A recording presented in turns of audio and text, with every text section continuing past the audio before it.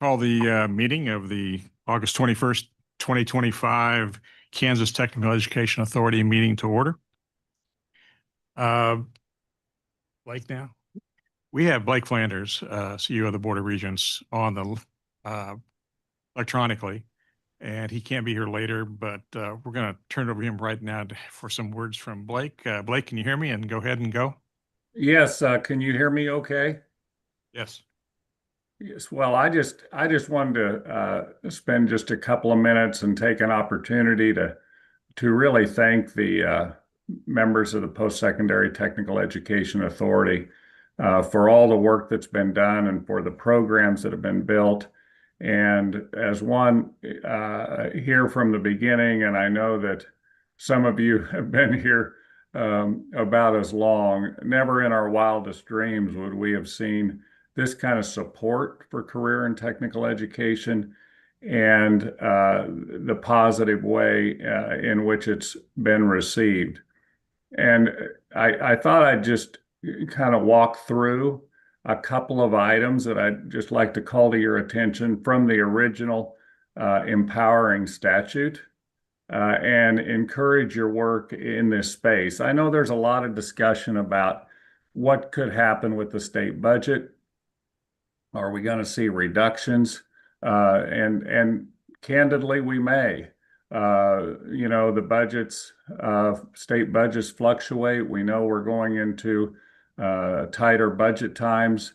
But I'd really encourage you not to think about that in terms of a reactive way, but how do we best expend our state resource and invest in programs that are really going to advance the Kansas workforce and Kansas economy. I looked at the statute and it essentially says the TEA should review existing, so programs that are already in place, and propose technical education programs and program locations for approval or disapproval of such programs for state funding. And that the TEA should develop benchmarks and accountability indicators of programs to be utilized in awarding of state funding, and to review requests of state funding for post-secondary technical education. So really, a lot of gravity with that. If you determine that a program is in demand and high wage, and you want to invest scarce state resources into that program, I think that's fantastic. And on the other hand, if you find that a program, even though you've currently been investing in that program, if you find a program is no longer in demand or is not as needed in the Kansas workforce, you have the ability also to say, we're no longer going to invest in that program for state funding purposes. And so I just encourage you to be not reactive in your work, but be proactive. And really, I know that you'll all make a difference for us and really position career technical education to be strong into the future. So again, just wanted to say thank you and have a great meeting and a great academic year.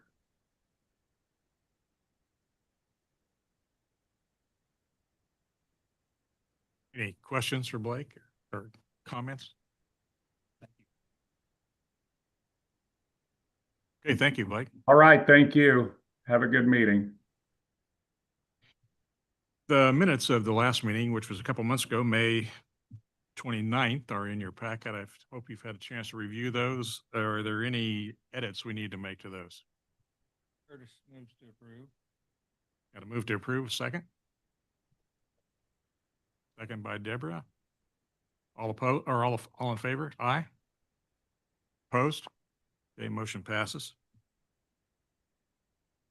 Introductions this morning. I'll start off with, we have two new representatives from two-year colleges. Greg Nichols is here representing the tech colleges. He's from Salina Area Technical College, and Amber Noagen from Cloud County Community College. So you guys are with us, what, the next 2 years? Okay, so we'll get to see you each month, and happy you're here, and look forward to your reports. Are there any other introductions?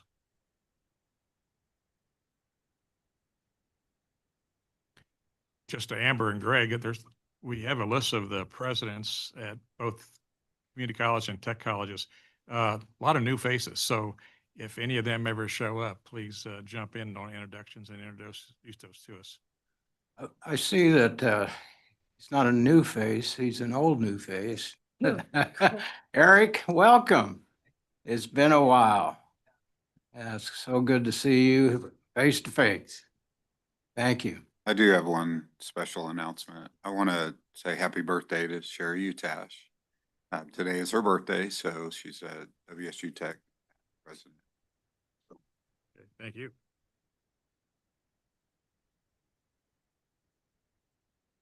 Moving on to reports, reports from the chair. Mine will be short this morning. So I'd like to start off by recognizing Ray Frederick. I'm new in this position, and Ray has sat in this chair on and off for what, 8 years? 10, 20. So I appreciate all you've done for technical education and two-year colleges in Kansas. And that amount of time really shows dedication to the state of Kansas, and I appreciate it, and I'm sure everybody in this room appreciates what you do. And depending on how this meeting goes, they may want you back here next month. I did start a GoFundMe page if anyone. Don't feel obligated, but if you don't, you'll never get anything passed here again. Looking forward to the new year. I've been on the TEA 2.5 years now, and it's been really enjoyable for me and interesting. And all of you, most of you, I think, have been here during that time. And I appreciate the time you're giving to technical education, the two-year colleges, and workforce development in Kansas. So I look forward to working with you again this year. I think we can get a lot of good things done for two-year colleges and technical education. And then last part of my report, I reviewed the committees, budget and finance and curriculum instruction. I'm recommending that those stay the same. I'm more familiar with budget and finance because I was on that, but it feels like we've got a good fit of people on those. Curtis and Mike do a good job at sharing those. So I'm going to recommend those committees stay the same. I guess if somebody has heartburn with that, talk to Amber and or me afterwards, and we can talk about that. But I think they've been going well, and so I plan to leave that the same. Other than that, that's the end of the chair report. So I would move on. Are there any reports from TEA members on your activities? If I could say some thank yous, we have been busy at the Kansas State Department of Education using the modernized Career Cluster National Framework as a starting point and creating our Kansas Cluster Pathway Model, aligning with that with labor market.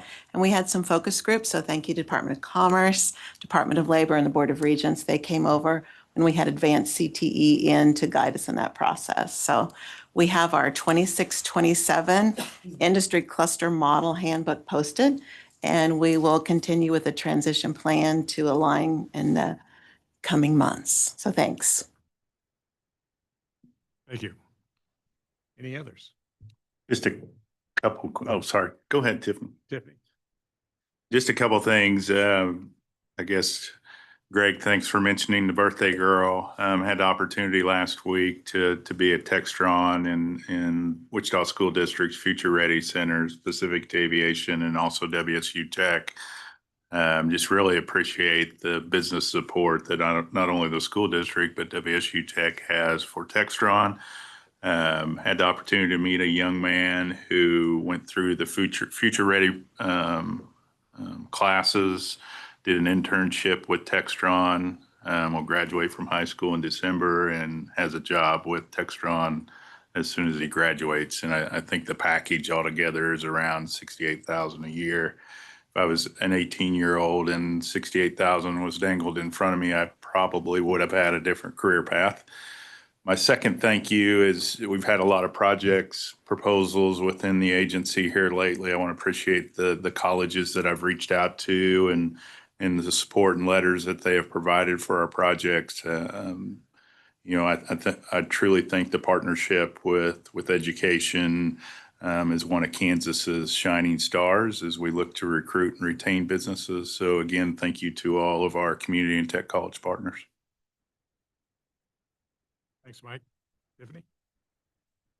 As we continue to extend the gratitude, the Department of Commerce and perhaps Member Clark might add to this comment, the Kansas Department of Education, as well as Washburn Tech. Came together at TCALC last week. Pretty powerful experience. You all remember Ms. Nichols came and spoke about the new teacher pathway. So we had the first 20 young people there, and this beautiful partnership that allows for these young people to be paid while going to high school, going into the teacher pathway, or some will be school psychs and social workers, but going into that pathway. And then those young people will conclude their high school diploma with their associate's degree at the same time, and their credentials from TCALC and Washburn Tech. Ms. Clark, would you like to add anything on to that? It's the first of its kind and the only one in the state right now as we pilot this. It's very exciting to be able to announce it because congratulations to you all. 20 young people signed their commitments and their parents were there. So they will complete the teaching and training pathway and through the Youth Registered Apprenticeship Program, go through those requirements and, as you said, receive their associates. So very proud of the commitments of those young people. Commissioner Watson was there to congratulate them. And it was a very celebratory moment and very powerful for them and their families. So congratulations. We're anxious we can share it across the state now that it's been announced. We're excited, and Topeka continues to lead the way. And then Vice President Wyatt, I sent you the video. It's a 1-minute clip, so whatever email goes to this board, you'll get a chance to see just some snippets, the diversity in the young people, young men also in the group who plan to be history teachers and other things. And so that was an exciting piece. What was even equally perhaps exciting was in leaving the event, Dean Smathers, of course, was there. And I asked him, we give students in Topeka a contract 6 years early, and now I'm in my 10th year. Every student has come back for the most part to teach for us and to work for us. And so what we know is that when we give hope early, it helps. So I asked him for his HVAC and all of his pathways for jobs that we hire, electricians, all of those.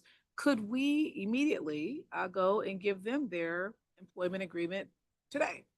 Literally today, Thursday. This was last week. And he was all on board. So our school district will be launching something new to replicate what we're doing with teachers. And they will go there, the maintenance department.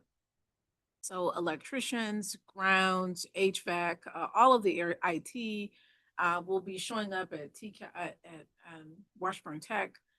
We suggested either this Thursday or next Thursday. So we're excited to see, one, how many kids sign. They'll get the interview right there. They'll sign a commitment agreement to come work for us, pending available positions, and their completion, again, giving them hope to stick with it and be completers and concentrators. And then I'm excited to report back who comes and works for us. And that may be a group of young people to talk about their experience. So kind of creating our own internship. On the heels of that, we have a little student internship where we can pay them like we're paying teachers if they want to do part-time, come and work for us part-time while they're at school. So thanks to Dean Smathers for being willing to make that happen. And that's just a conversation from the building to the parking lot. Just starting with yes and figuring the rest out. That's my report. Curtis? I'm so sorry. I apologize, Mr. Chair. If I could interrupt for just a moment. We're doing a little bit of calibrating because we do have Member Zimmer and Secretary Schultz online. It's a little difficult to hear us, so we want to make sure that we lean in a little bit more like Member Clark did to make sure that everybody online can hear us. Thank you. Todd, can you hear me okay? I'd Yes. like to, thank you. Yeah. I'd like to share an experience I had earlier this week that is not in and of itself directly related to any of the schools we participate with, but it strikes me as relevant. Earlier this week, I attended a field day up by Seneca that a company up there put on regarding the drone technology that they're trying to advance. There were 38 states represented, 12 countries represented. The Kansas Department of Commerce had a big presence. And frankly, it was a little overwhelming how rapidly that technology is coming on, how diverse the use cases are for drone technology. Usually, if I mention drones to my friends, they say things like, well, I'm never going to get on one of those things. The truth is that the uses for this technology are so diverse in agriculture and healthcare, et cetera, that it's eye-watering. And the people up there up north of Topeka are really pushing the envelopes on this. Now, I know all of our schools are in the loop on this and are looking ahead of the curve as much as any of us are. So this is a little like standing on the deck of the ark and saying, no, did you realize it's raining? I mean, we know this stuff's coming, but that event really drove home to me that there is going to be huge demand in this sector as it expands, as it becomes more normalized, as the technology becomes commercialized. And so anything we can do to be preparing our young people to take their part in that dazzling future that's just barreling towards us, we should. It's pretty impressive what's coming. Thank you, Deborah. Okay. I just wanted to mention I had the opportunity to visit at Washburn Tech's back to school, the new year rah for faculty and staff. It was really rah. It was a good day. It was a good morning. They had a nice meal and they had a lot of good conversation, and it was wonderful to see the excitement in the room. And after several decades of back to school events, it never ceases to make one think that we're really doing important work in education and that what we do makes a difference. So everyone here, everyone in the schools that are doing all this work, there is a reason for what we're doing, and what we do is important. And all these moments, all these great events just reinforce that. Like you saw, it reinforces that what we're doing is right and it's good and it will work out.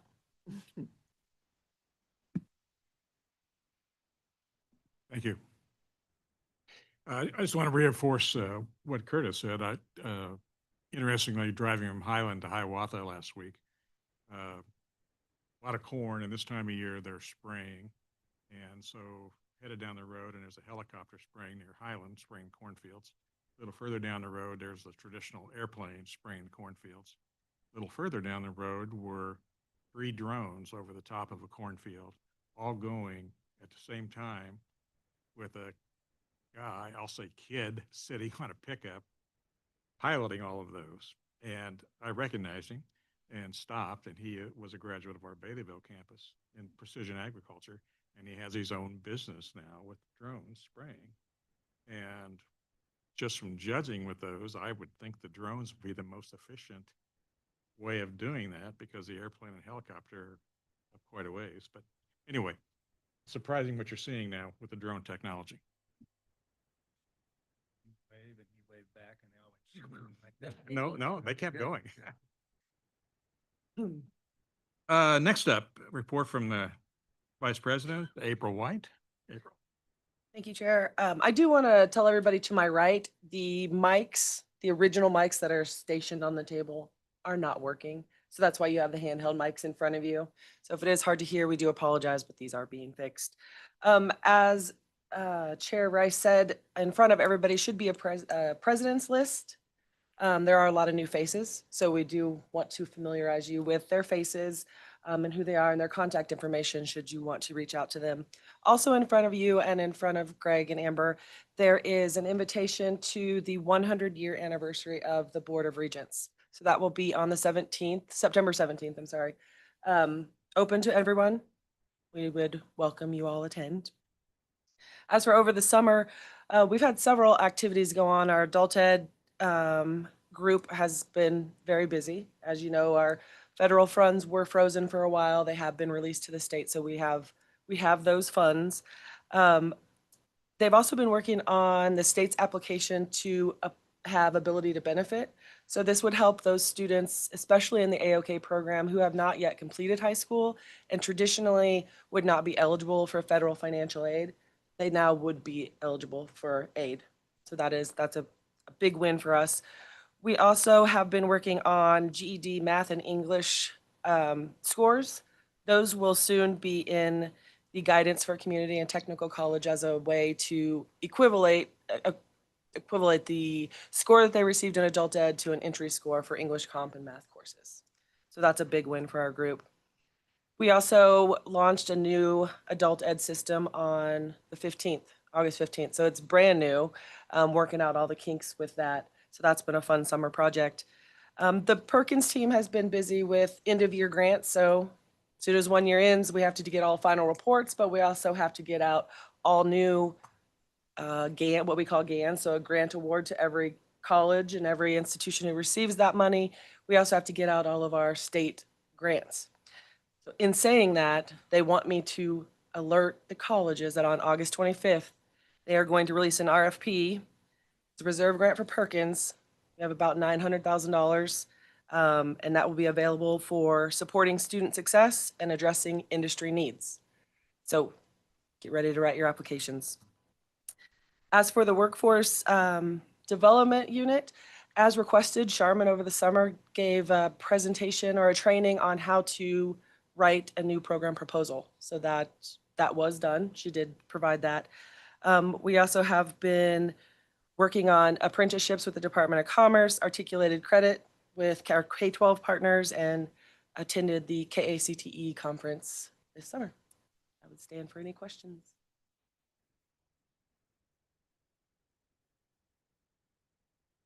Thank you. Next up, report from community colleges. Amber?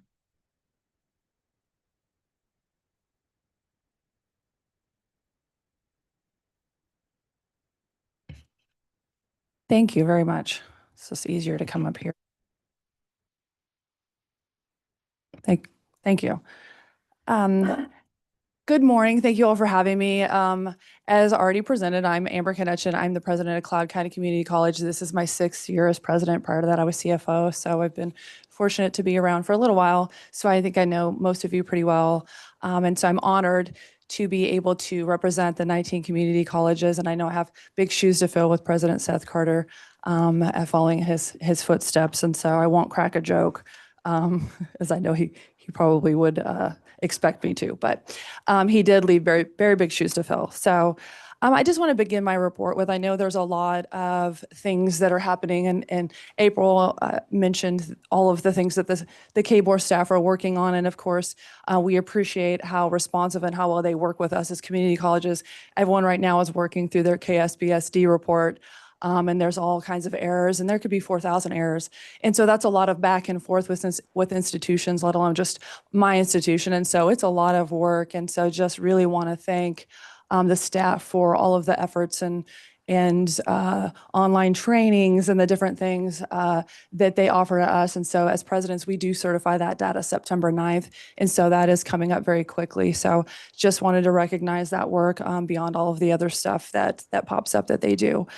But this first report really kind of stems from, at the annual KBOR retreat, one of the things that we really discussed was being better at telling our story.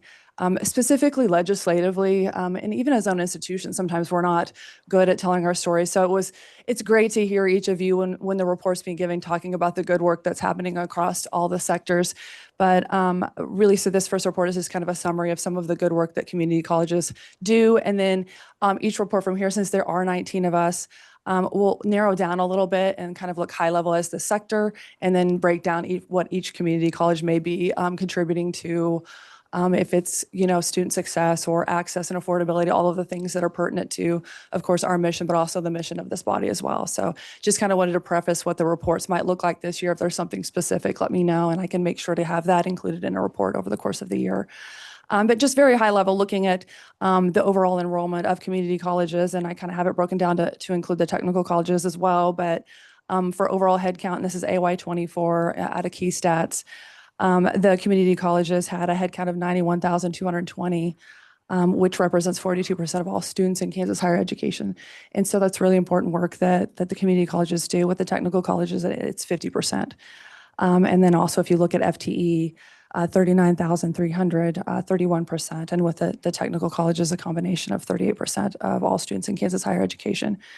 And then kind of as we come in and we educate and we have these enrollments, the goal, of course, is for them to obtain credentials or associate's degrees, obviously. And so putting in the next area of emphasis is the credentials earned. And so for AY24, again, from Key Stats, community colleges awarded 15,719 credentials, 35% of all credentials awarded in Kansas higher education. So very important data. Together with the technical colleges, it's 46%. So really just highlighting the important work that we do.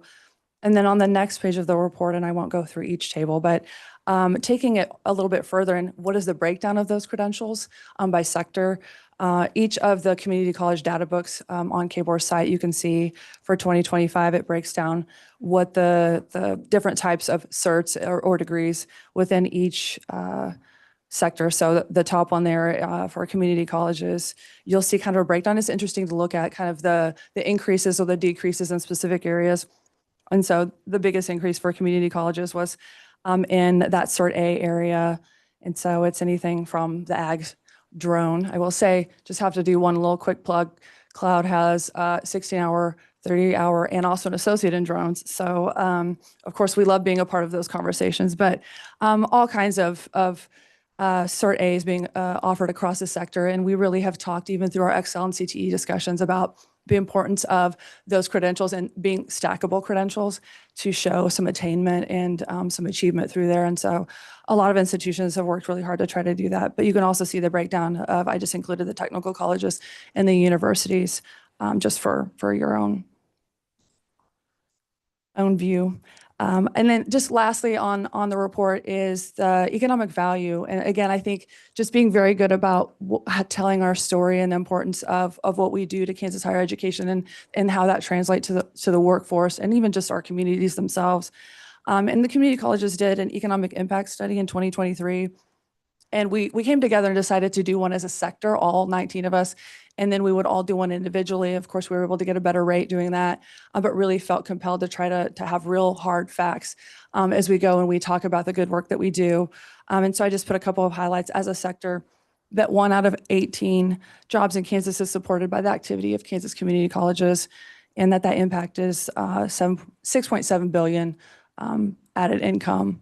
And over 106,000 jobs are supported, and that was from 2023. Look forward to doing another one. We'd like to do something like that every 5 years. And then just lastly, and this will be in every report, there's a list of just recent news among community colleges. And so just getting some press releases. And so, of course, there's a ton of press releases. There could be pages. And so just picking some that maybe are most pertinent to this body or most telling, and maybe having 1 or 2 from each institution, but not every institution would have one each month. But the first one on there, which I think is wonderful, is a partnership between Barton and Hutch, and that's for the respiratory therapy program. And so you might have seen that press release. And then in Southeast Kansas, a lot of them come together. You can see the list of those institutions for a rural health scholars program to have an academic pipeline into Kansas City University. So a great partnership. You can see Colby has our Colby Commitment Scholarship. Hutch also got a frame grant to kind of help support the housing crisis there to build some homes. And Independence got a grant, $300,000 for technology for their students for access, which is great. And then you probably saw where KCK had the governor there for their topping out ceremony, which is where they raised the last beam for their big, huge project there. And so I have links embedded within all of those. And then lastly, Seward and Garden have an MOU to partnership on the medical assistant program. And so I'll continue to put those at the end of every report. But that's really all I have for today, but I would be happy to entertain any questions that you guys might have at this time. Thank you. Any questions for Amber? Thank you.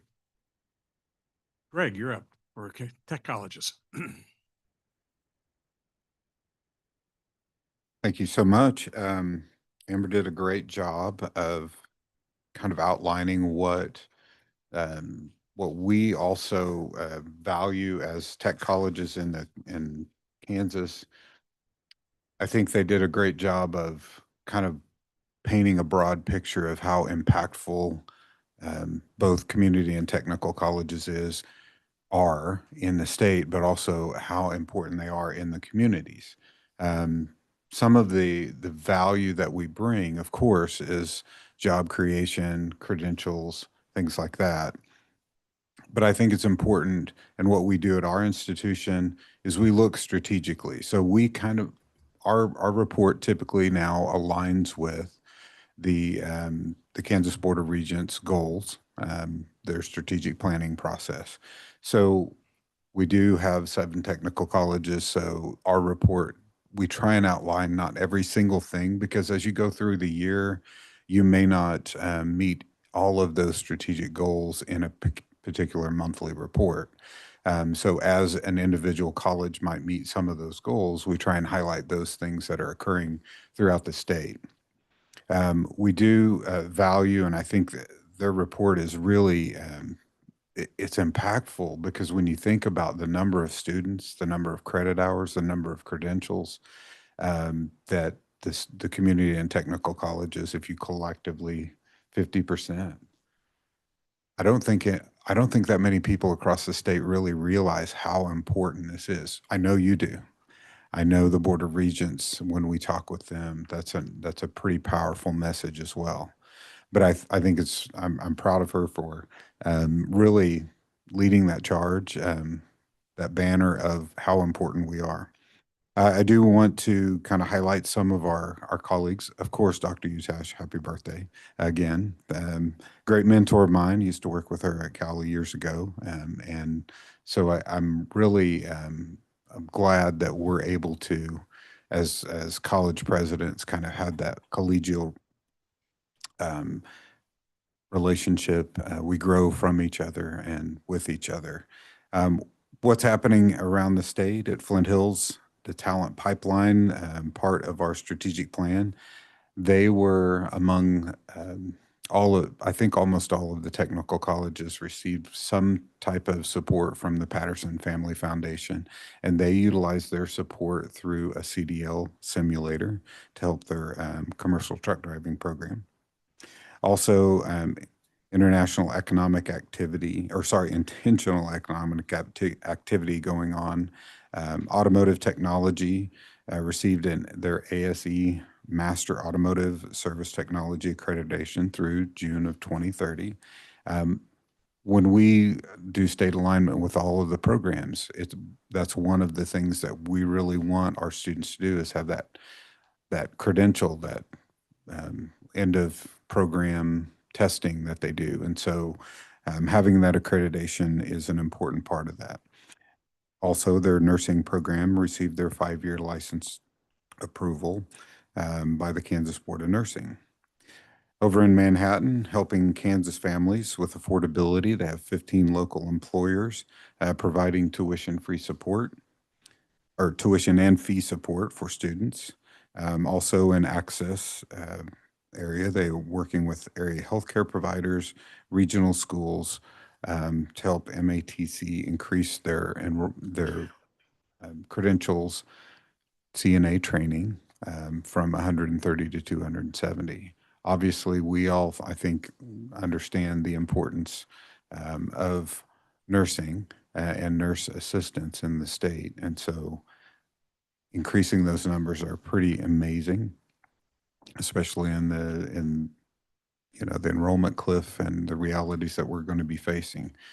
MATC also began to provide events around their service area in conjunction with the Patterson Family Foundation. In Pottawatomie County, they have a mobile lab for virtual reality experiences for K-12 students with a variety of technology in that area. Some successes for them: 95% of the MATC faculty record classroom presentations and some lab presentations. So they are using the technology to allow their students to revisit that. A lot of times, the first time you see or hear something, it may not be it may not stick with you. So having that resource available, and of course, the generation that we're getting now, they're very mobile friendly. They want instant access to everything.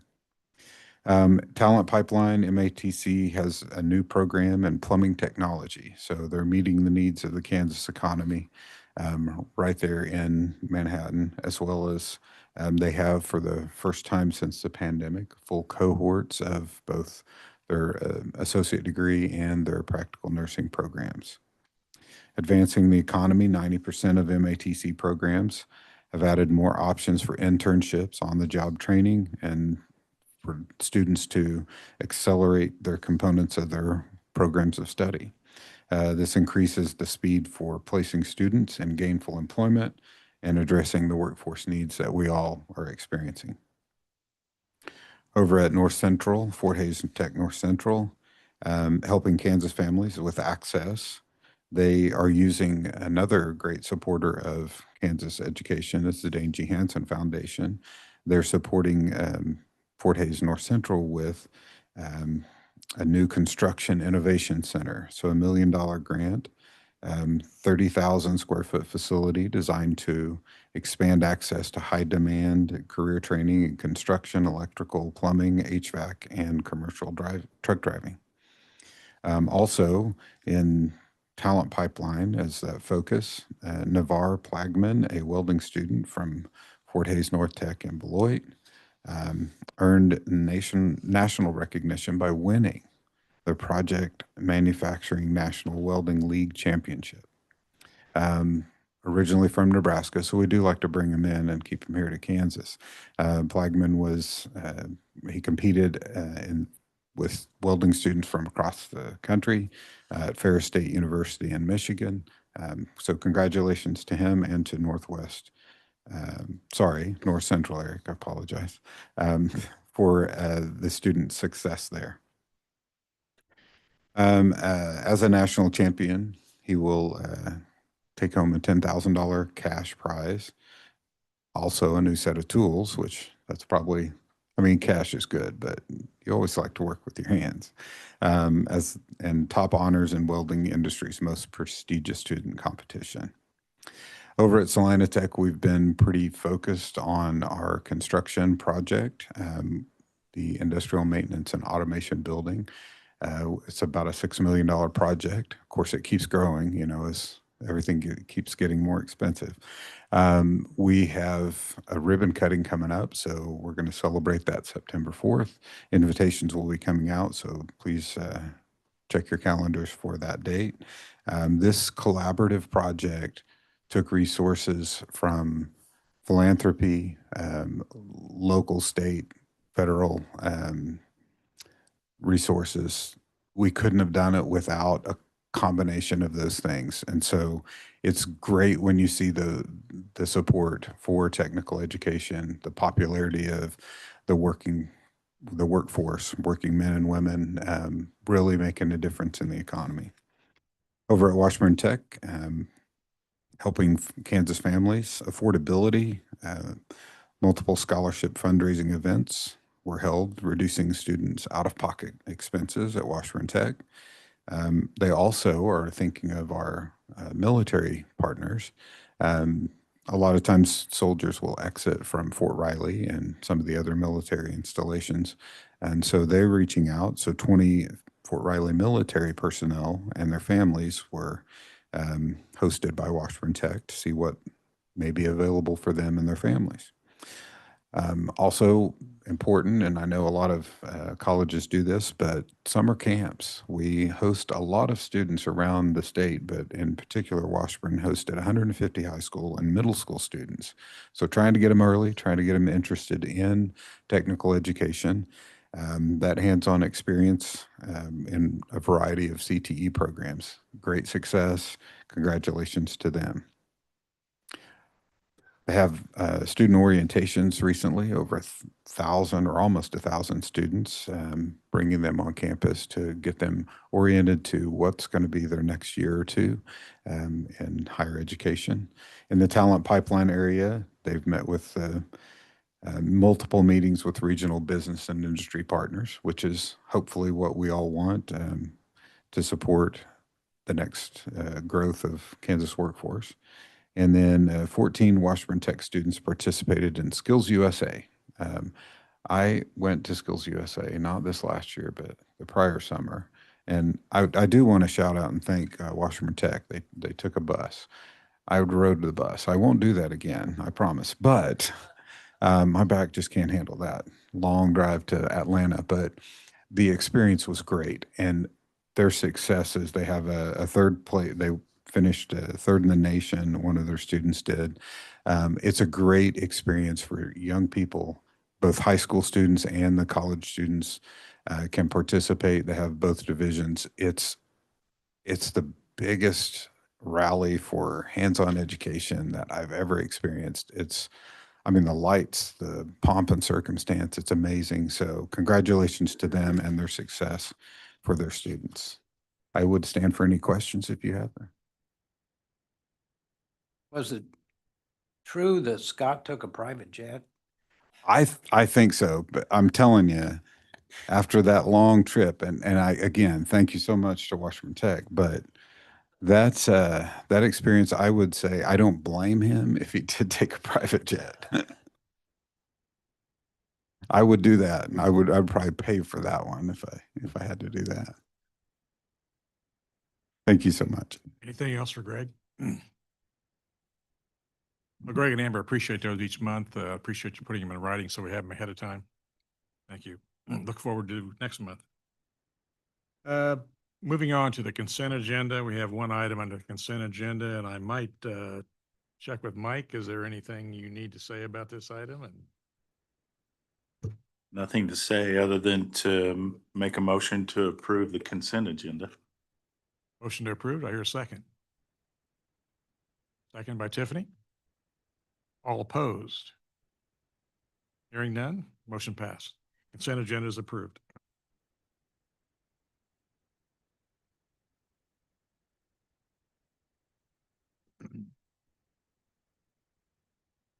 Moving up, next matter, discussion and item. We have Kelly Oliver, Chief of Staff. And an annual update on the Kansas Board of Regents retreat. Good morning. Thank you, Chair Rice, and welcome to everyone to this morning. Just to give you a little update of the board's retreat that they held in Manhattan at the end of July this year. The board does have a new chair and vice chair this year. Chair Blake Benson is our chair, and then Diana Mendoza is our vice chair this year. In addition to that, we also have at least one new regent who was confirmed last week by the Senate Oversight Committee, or at least moved on for confirmation by the full Senate, I should say. Pamela Amer from Wichita will replace John Rolfe in his seat that he resigned from this last year. But so the retreat itself, though, the board spent quite a bit of time, at least the first day, focusing on economic development, and heard from Deputy Secretary of Commerce Joshua Jefferson that day, had a discussion about that. And in addition to that, also discussed artificial intelligence and how it is creating a disruptor in higher education, good and bad, and how can it be used in higher ed and the workforce, and how is it impacting jobs, education, delivery methods, and those type of things. Then on the second day, the board really focused on budget that day, had a lengthy discussion on both budgets at the institutions, but also then discussed the budget request itself. So what items are institutions and the TEA bringing forward to the board for approval, which they will take action at their September board meeting, at least on what will be moved forward from the board as far as a request for higher education. In addition to that, as President Konechin mentioned, talked quite a bit about legislative priorities and how can the board themselves be more interactive with the legislature in advocating for higher ed, advocating for all of our priorities and things that we are wanting to move forward. In addition to that, the board discussed board goals. and what they would like to do over this next year. One of the main things is they're reviewing their strategic plan and would like to just do a strategic plan refresh. Again, these goals won't be approved until the September board meeting, but at that time, looking at if we move forward with the strategic plan refresh, looking at going back out to parents and students that are already in the system, potential students from high schools, and also meeting with businesses across the state to just make sure we're still on track. This strategic plan went into place in 2020, and so making sure that we are on track there and to see if we need to make any adjustments. Finally, then the quite a few just little housekeeping things that the board discussed their final day, but I would be happy to answer any questions if you have any. Kelly, can you tell us more about the Pamela from Wichita? Yes. What do you know, or can you tell us about her? Yes. So Pamela is a graduate of, now I don't have her bio in front of me, so I hope that I get this all right. She is a graduate of WSU in their dental hygiene program. She later went on to actually receive her law degree and practice law for several years. And she is now, was appointed by the governor, and then now the Senate Confirmation Oversight Committee then approved her to move on to the full Senate, and the full Senate won't take that nomination up until obviously when the legislature begins. Her last name? Amer. Practicing law currently? I think she's retired now at this point, but she was before. We like it when attorneys retire. I should have said they also confirmed Kathy Wolfmore, who took over as Dr. Cindy Lane's position on the board last year. But that term was actually up, and so she was moved on as being reappointed.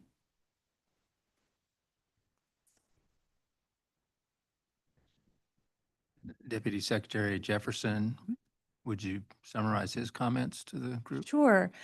Yes. So he had a discussion with the board and the state universities and community and technical college presidents just about the interaction with our office and the institutions with the Department of Commerce, different grants and awards that go through, how we need to how did he, I think he termed it as, we're Midwest humble, but we need to talk more about and be proud about the things that are happening in our state and the things that are happening in our institutions, and be able to talk about those more. But over the last year, we've tried to set up with the state universities, at least, kind of a front door for businesses as they are brought into the state. And so discussed about those efforts that have been occurring, also about how when new businesses are recruited to the state, and how there's a need for information, and usually very quickly, but discussed about how our office helps to support that and how institutions help to support that too.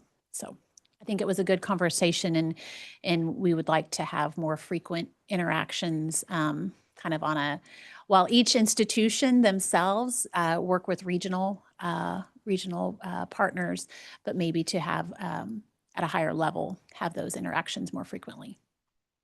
I think it was some good feedback for both, for the universities.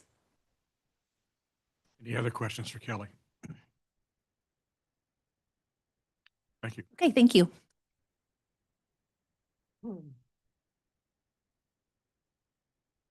Next up, we have Becky Pottenbaum, Director of Finance and Operation, to give us a little training on travel policy. Thank you, Chair Rice, and good morning, Authority. This is going to be pretty quick. Nothing has changed since last year. So it is the same policy and process as last year. Any travel that you do besides a board meeting, your assigned subcommittee meetings, or something that is assigned to you by the staff or the chair has to go to the chair for approval. So we just ask that you email him for that approval and copy the finance office so that they can help fill out your form. You should have in front of you all an overview of this process and a green form, which is the form that you will complete each time. It will be at your tables each time you come in for the meetings when it's in person and will be mailed to you otherwise. Otherwise, everything should be the same as last year. Do you have any questions or stand for questions?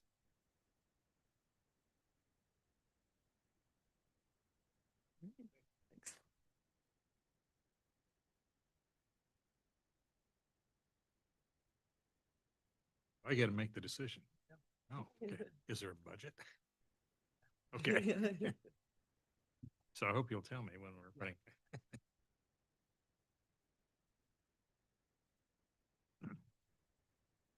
Next item, Lane Frisbee is here to give us some information on distribution of state appropriations of community and tech colleges.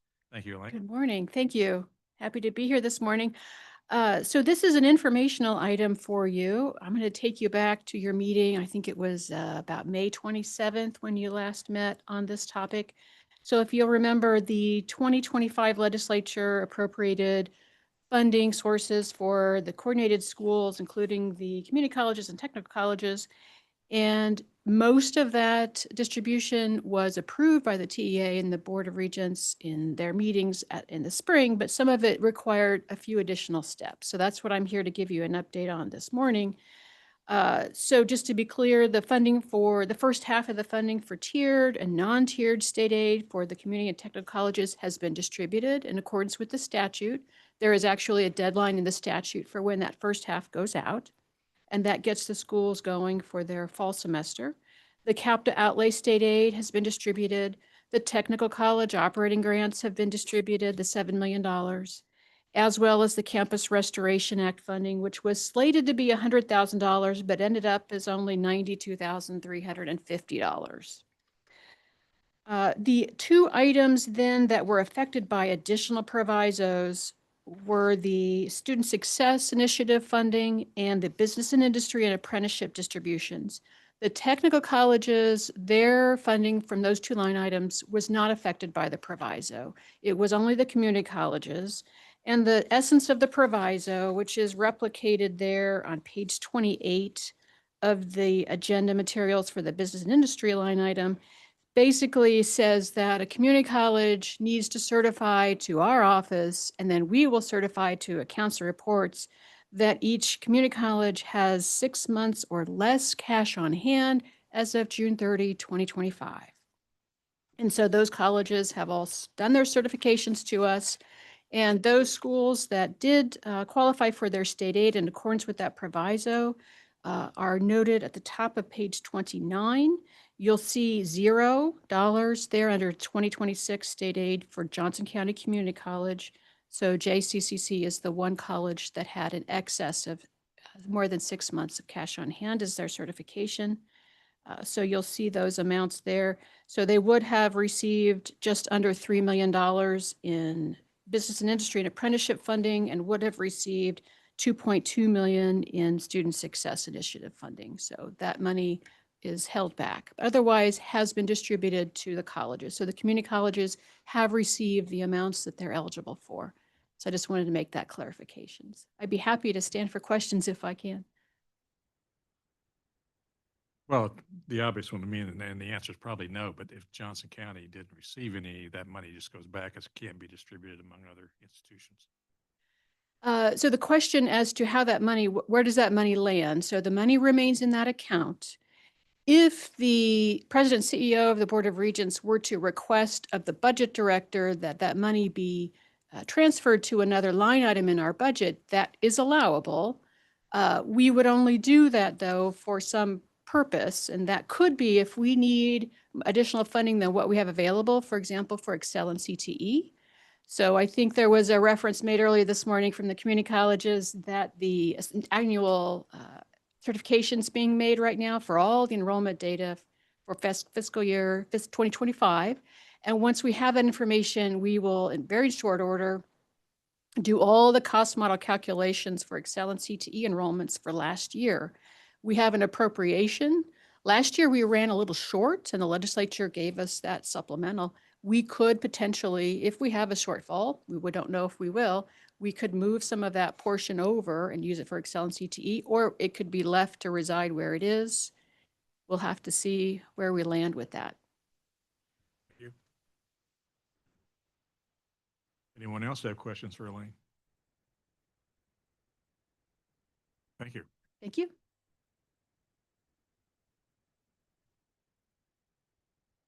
Another discussion item coming up, Hector Martinez on distribution of state and federal appropriations of adult ed. Thank you, Chair Race, TA members. I just want to report that the Kansas Board of Regents successfully completed the adult education request for proposals cycle for another 5 years. We launched that on August 2nd, 2024, and closed that January 31st, 2025. And of 22 applicants received, 18 programs were deemed eligible for Title II funding through rigorous review process, including all WIOA partners. With that, despite the challenges at the federal level, included in a May 2025 proposal to eliminate adult education from the state budget and delays in federal award announcements, Kansas programs remain fully funded. On July 30th, 2025, the Kansas Board of Regents received the final ALFA allocations, including the Integrated English Literacy and Civics Educations, IELCE, as we named that. This grant award notice were issued to all 18 programs on August 8, with funds available from our drawdown system as August 15, 2025.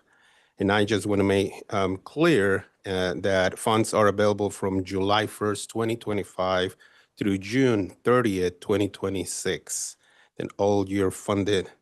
And as you see on the funding or the table, you will see some different columns there with different sections, 31, 225, and 243. Section 235 is the basic funding for federal funds. 2025 is a additional funding that institutions receive for correctional facility support.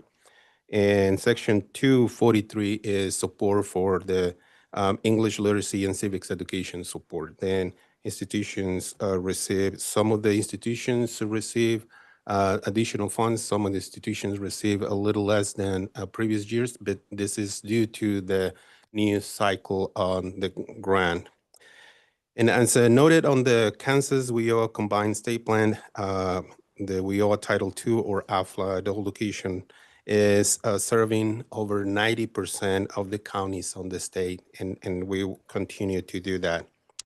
But I would like to take the moment to take you to a couple of things on this report, and I want to talk about the state needs and impact of our services. And talking about literacy and numeracy gaps, 17% of Kansas adults perform at or below level 1 in literacy, while nearly 1/3 are at or below level 1 in numeracy. And these individuals on level 1 struggle with simple literacy and numeracy tasks. About educational attainment, nearly 200,000 Kansas adults lack of high school diploma, and 65,000 have less than 9th grade education.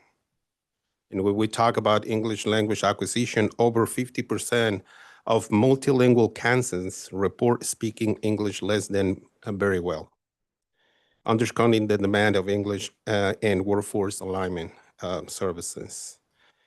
When we talk about program outcomes on skill gains, 60% of participants achieve measurable skills gains within 1 year, averaging 2 grade level improvement in reading and math.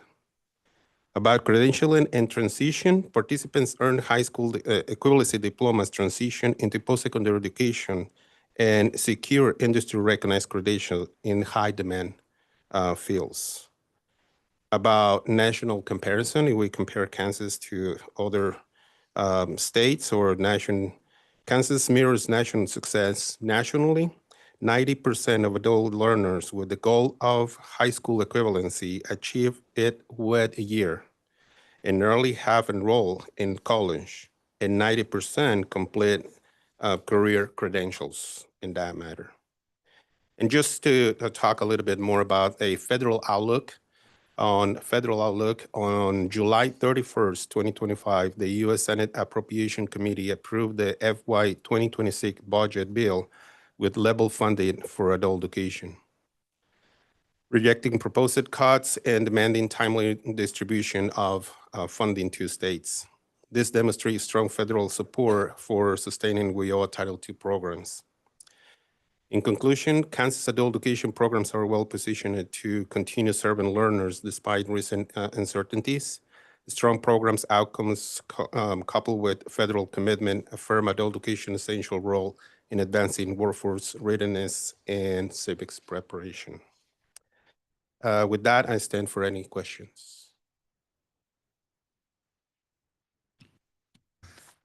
Hector, it had to be a relief to you to get that approval and that the money actually showed up, I'm assuming. Yeah, I think it is a relief, but I've been talking to other people in our programs. I believe it is just a matter of time that how do we align with the workforce and understand and making sure that everybody understand that the adult education is part of the workforce and is part of the solution of putting the students into community college, post-secondary education, and credential obtainment. Then I never have a doubt and never lose the positivity that we will continue the funding. We may realign the name or how do we name ourselves, but we continue to be that part of the workforce. I think it's important that we, as TEA and all of us collectively, should celebrate the fact that that is through June 30th of 2026. Yeah, that is the funding right now is from July 1st through June 30th, 2026. Congratulations. Thank you. Any prediction on past that 2026? Then right now, as I mentioned, the Senate passed that fully funded. Then it's going to take the process, as you know, it's going through the House, and then once it goes through the House, then we see how that ends. But we'll continue to be positive. We're going to continue working on what we do best and preparing those students to move forward into post-secondary education. We need to make sure that they are on sustainable wages, and we're going to continue to make sure that we have the credentialing increase as a state. We've been performed in the top quartile, like 5th on the nation, then we're going to continue to be there. We want to be number 1, and we will.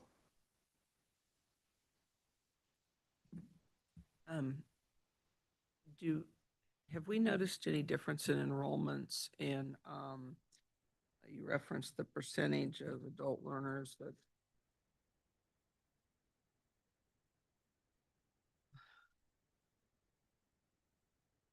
don't, that have trouble with the English language? No, we see in the previous years, we've seen an increase on the student enrollment. Then it's always been increased. What I would like to point at is not English as a second language, because the majority speak more than 2 languages, and it is a multilingual culture that we want to make sure that they're just lacking of some English skills, and we just wanted to make sure that we put that in front of them. Good. That's an important subpopulation that this program serves that need to be served. Because they're important for our workforce. Yeah, one of the things thank you for that question, because one of the things that we're working is on how do we rescue some of the international trained professionals that they're ready to work, and they're already working somewhere, but they're not putting those credentials in place. And I like Dr. Anderson idea of the integration of those students going into the teaching. Then there is many teachers out there that they have their credentials and they're working somewhere else. Then how do we rescue them and put them into the classroom? Or engineers, or we have some nurses, or we have some physicians, it takes time, but we are working with some partners right now that we want to put together. But I would like to work with Dr. Anderson and the Department of Education to see how do we mirror the program for those teachers? How do we rescue and put them into work? Any other questions for Hector? I don't have a question, but I was going to offer up that I have challenged Hector to make adult ed speak make sense to the rest of us, because we don't live in that world all the time. So measurable skill gain, it's important that we all know that's 2 grade levels. So if you think about you and I, a normal adult working full time, seeking your high school diploma or equivalency, 1 measurable skill gain equals 2 grade levels in math or in English. So that's important. I know that there has been some scrutiny about the measurable skill gain rates nationally, but if you put it in terms that we are advancing people 2 grade levels in 1 year, that's significant. We also want to make sure level 1, what does that mean? Basic reading. We have people struggling with basic reading. And right now, the normal, most common grade level that adult ed participants are at when they enter into our programs are 8th grade level. That's 7th, 8th grade level. That's the norm. So we are being asked to take a 7th or 8th grade person and advance them to college in a year, and that's not always a fair assumption that we can do that. But advancing them a couple grade levels is great work, and so we just need to tell that story and what it really means when we say these things, what that truly means. Thank you, April. Anyone else?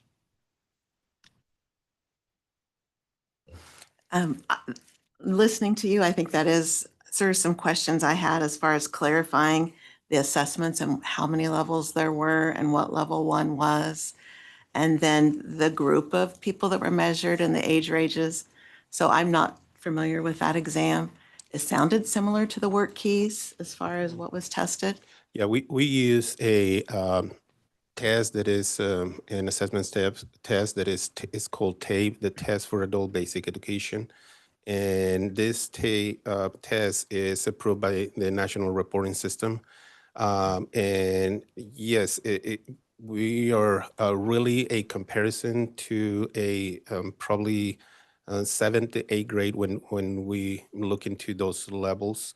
But level 1 on number C, it is sometimes even lower than a 6th grade level. Then one other a note that I wanted to mention here is that we're not only working with those that they without high school diploma.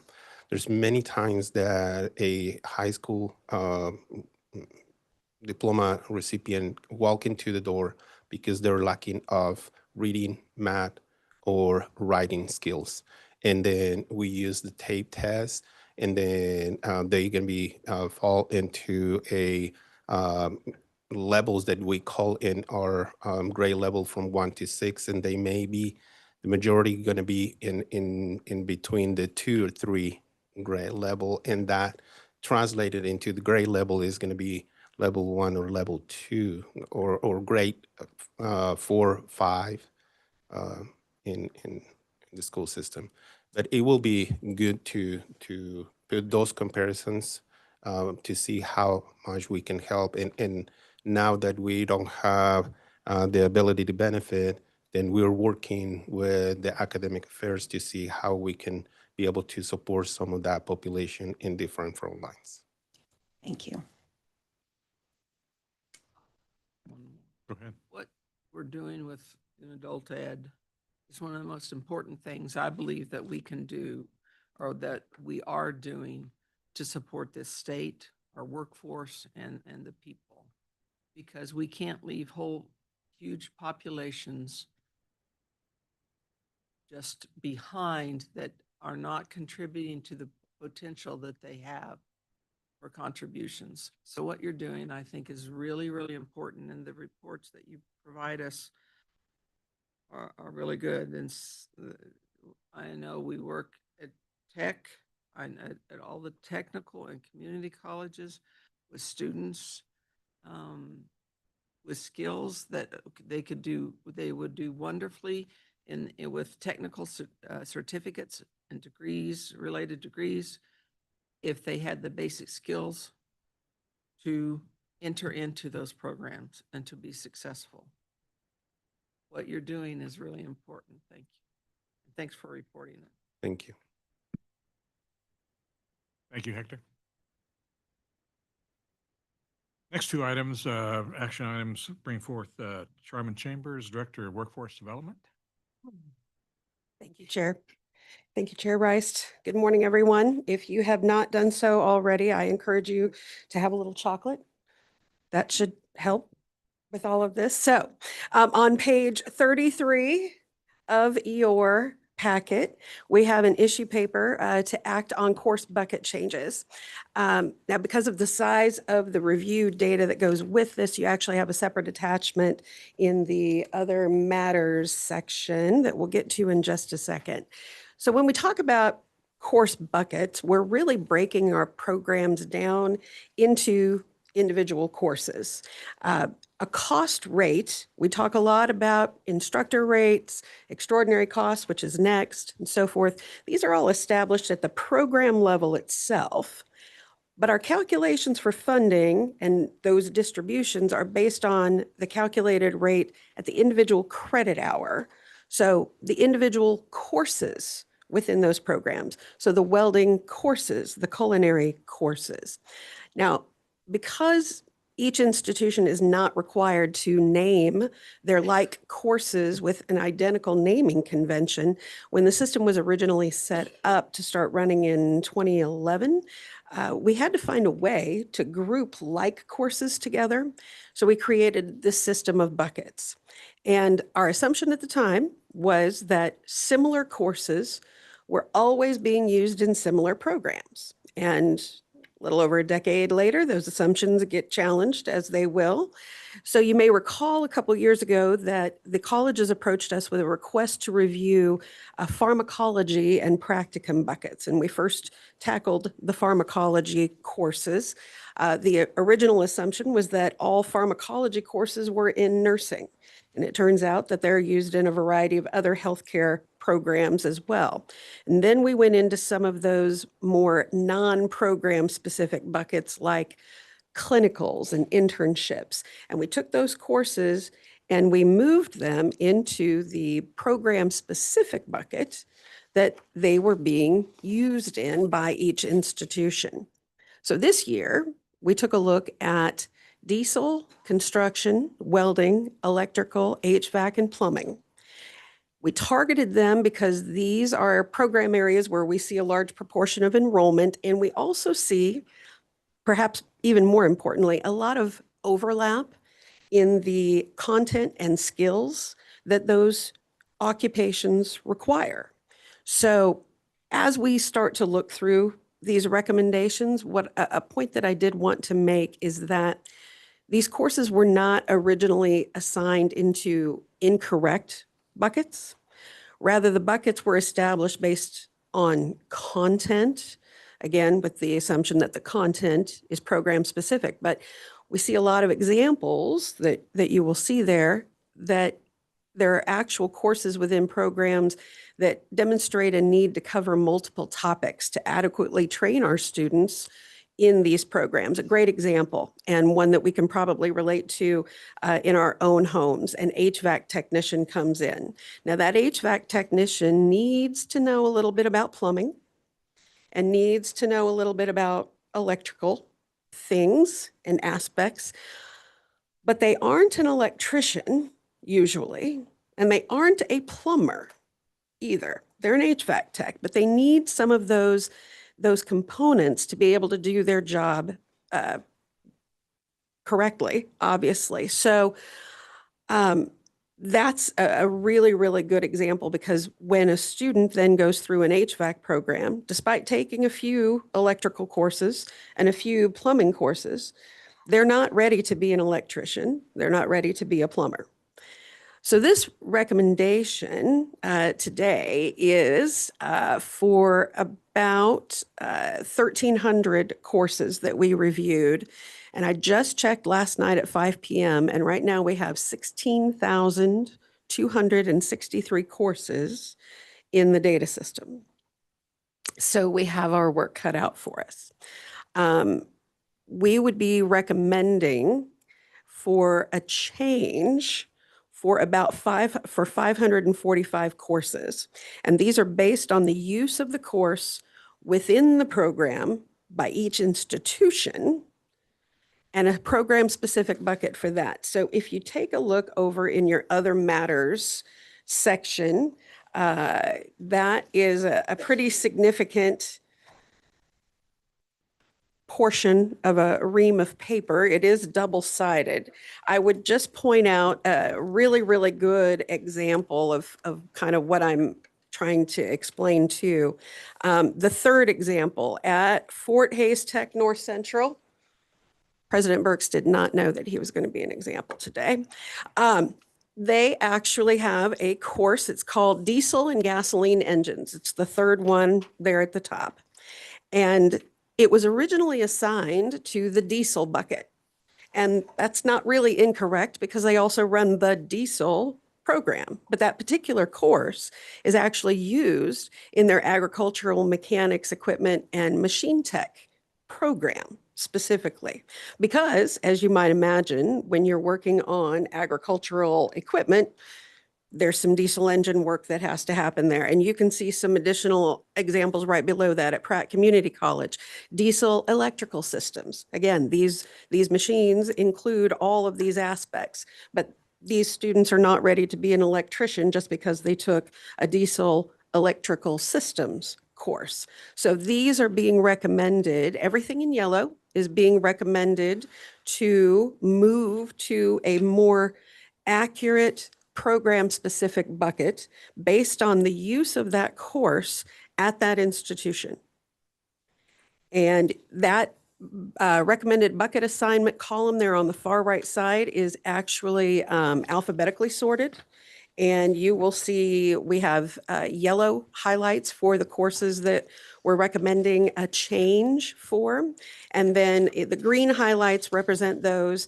There are 815 courses that were reviewed that as we reviewed them, we determined that they were in the right program-specific bucket. And so what this would do is modify those 545 courses to ensure that they calculate for funding at the rate of the program they're most frequently used in for the AY 2025 funding calculations. And I would stop there and stand for questions. It's my understanding there's 700 buckets. Around 700 buckets. There's actually a few more now because I've created a couple more because as we looked through the buckets that we already had existing, so many of them were actually content specific rather than program specific. When we have been able to, we have reassigned an existing bucket with a program when that made sense, and when it didn't, when we actually needed to kind of move into a different area, we have created some additional buckets. So there are a little closer to 700 now. But will this process eliminate some of those buckets? It will. It will actually collapse some of them. And you can actually, you'll probably see a few examples.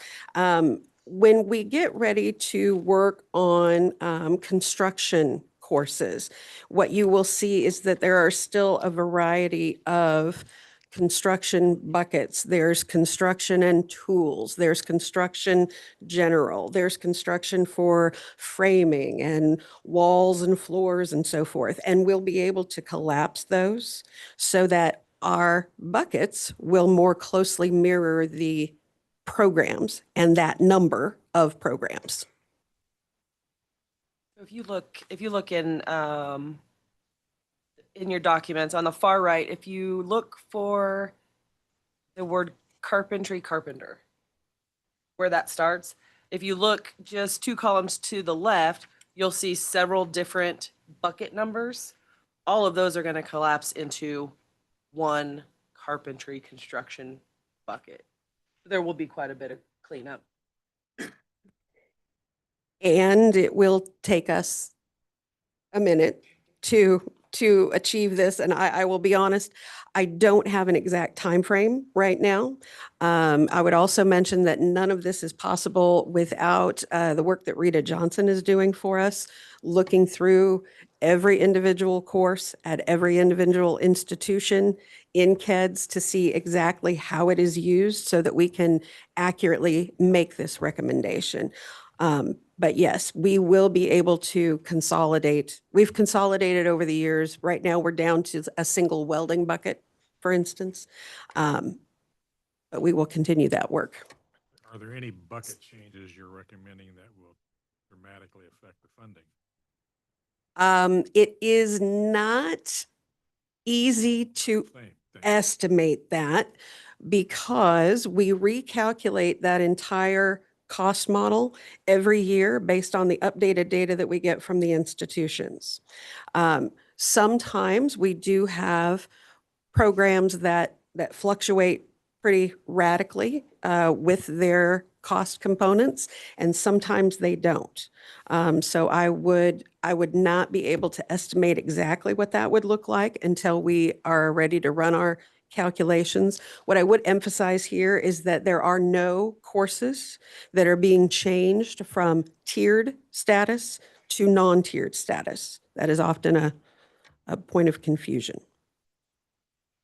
So I think you mentioned, but maybe I misheard. So if you've got a course that is at two different institutions, but it is used more in one program at one institution and a different program in a different institution, then is it in two different buckets for each institution? Perhaps, but it will, what we will do now is instead of that course being in a bucket that is content specific like diesel, it will be in the program specific bucket, whether it be diesel or diesel in auto tech or in ag mechanics or what have you, because each one of those programs do have different rates that are calculated for the delivery of instruction each year.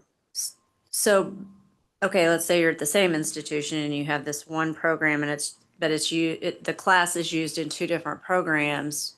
Where do you put it?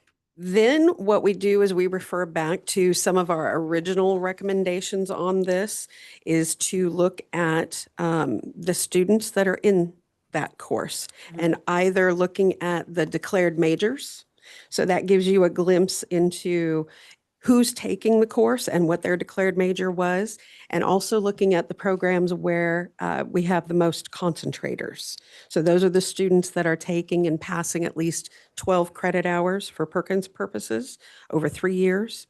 And then we will be assigning those accordingly.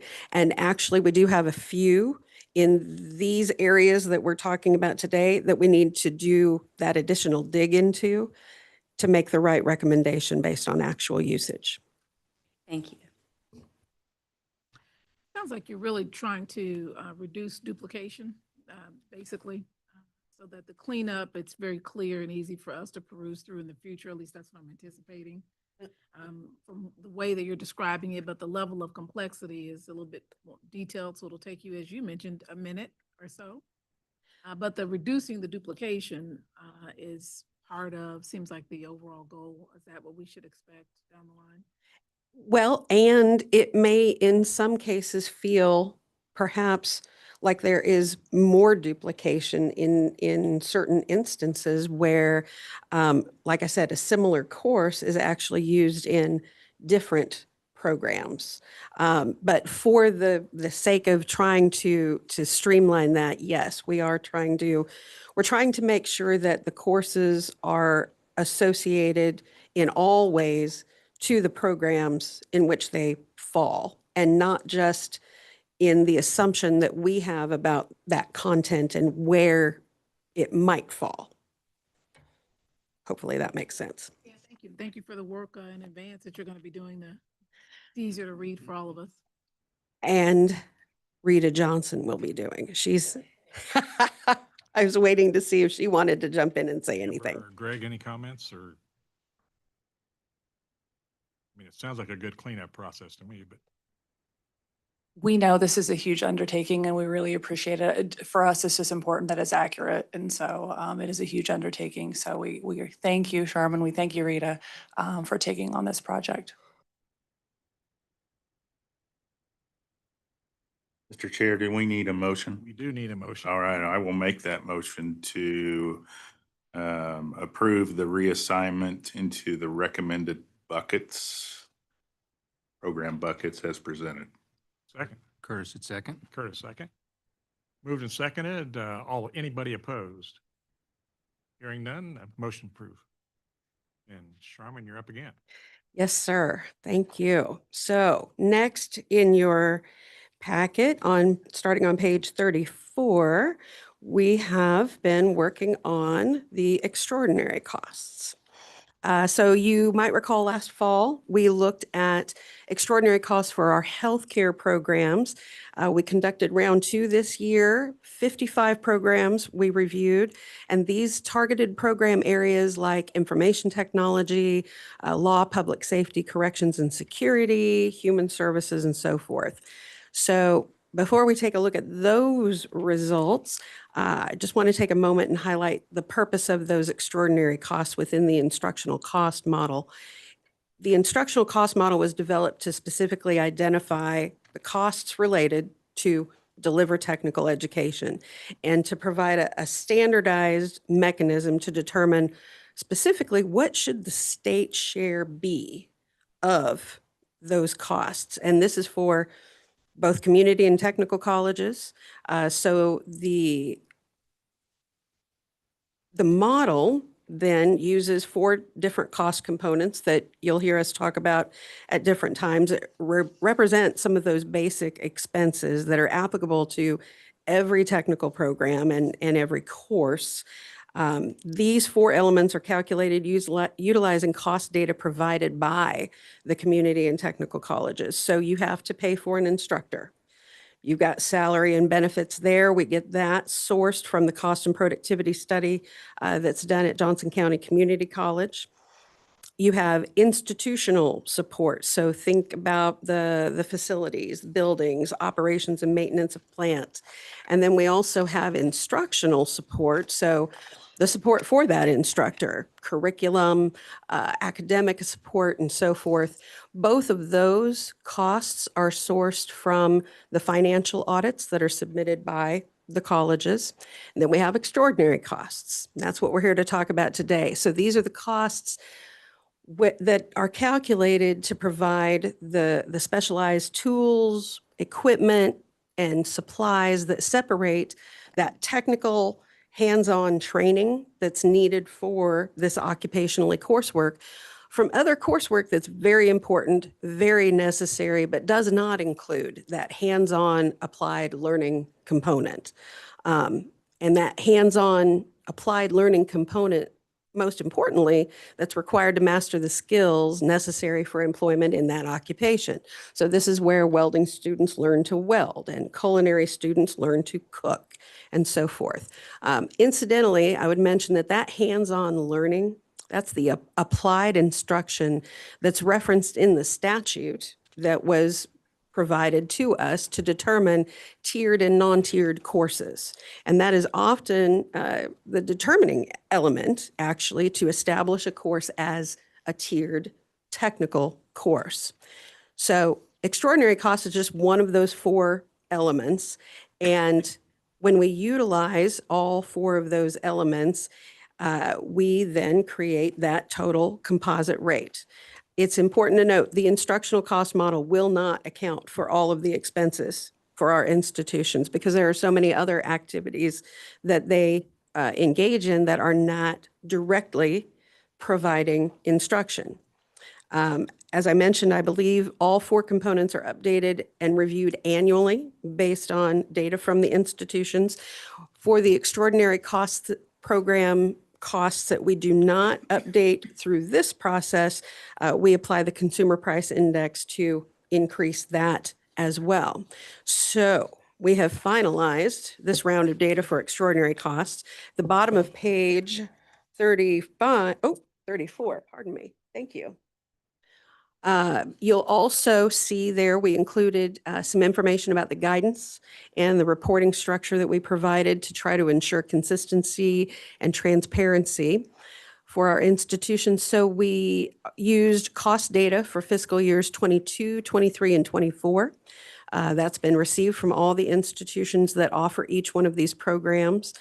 The formula to calculate the extraordinary cost per credit hour is to divide all the expenditures by the tiered credit hours that were delivered. So you take your total costs divided by all the credit hours where those costs were actually utilized in the training.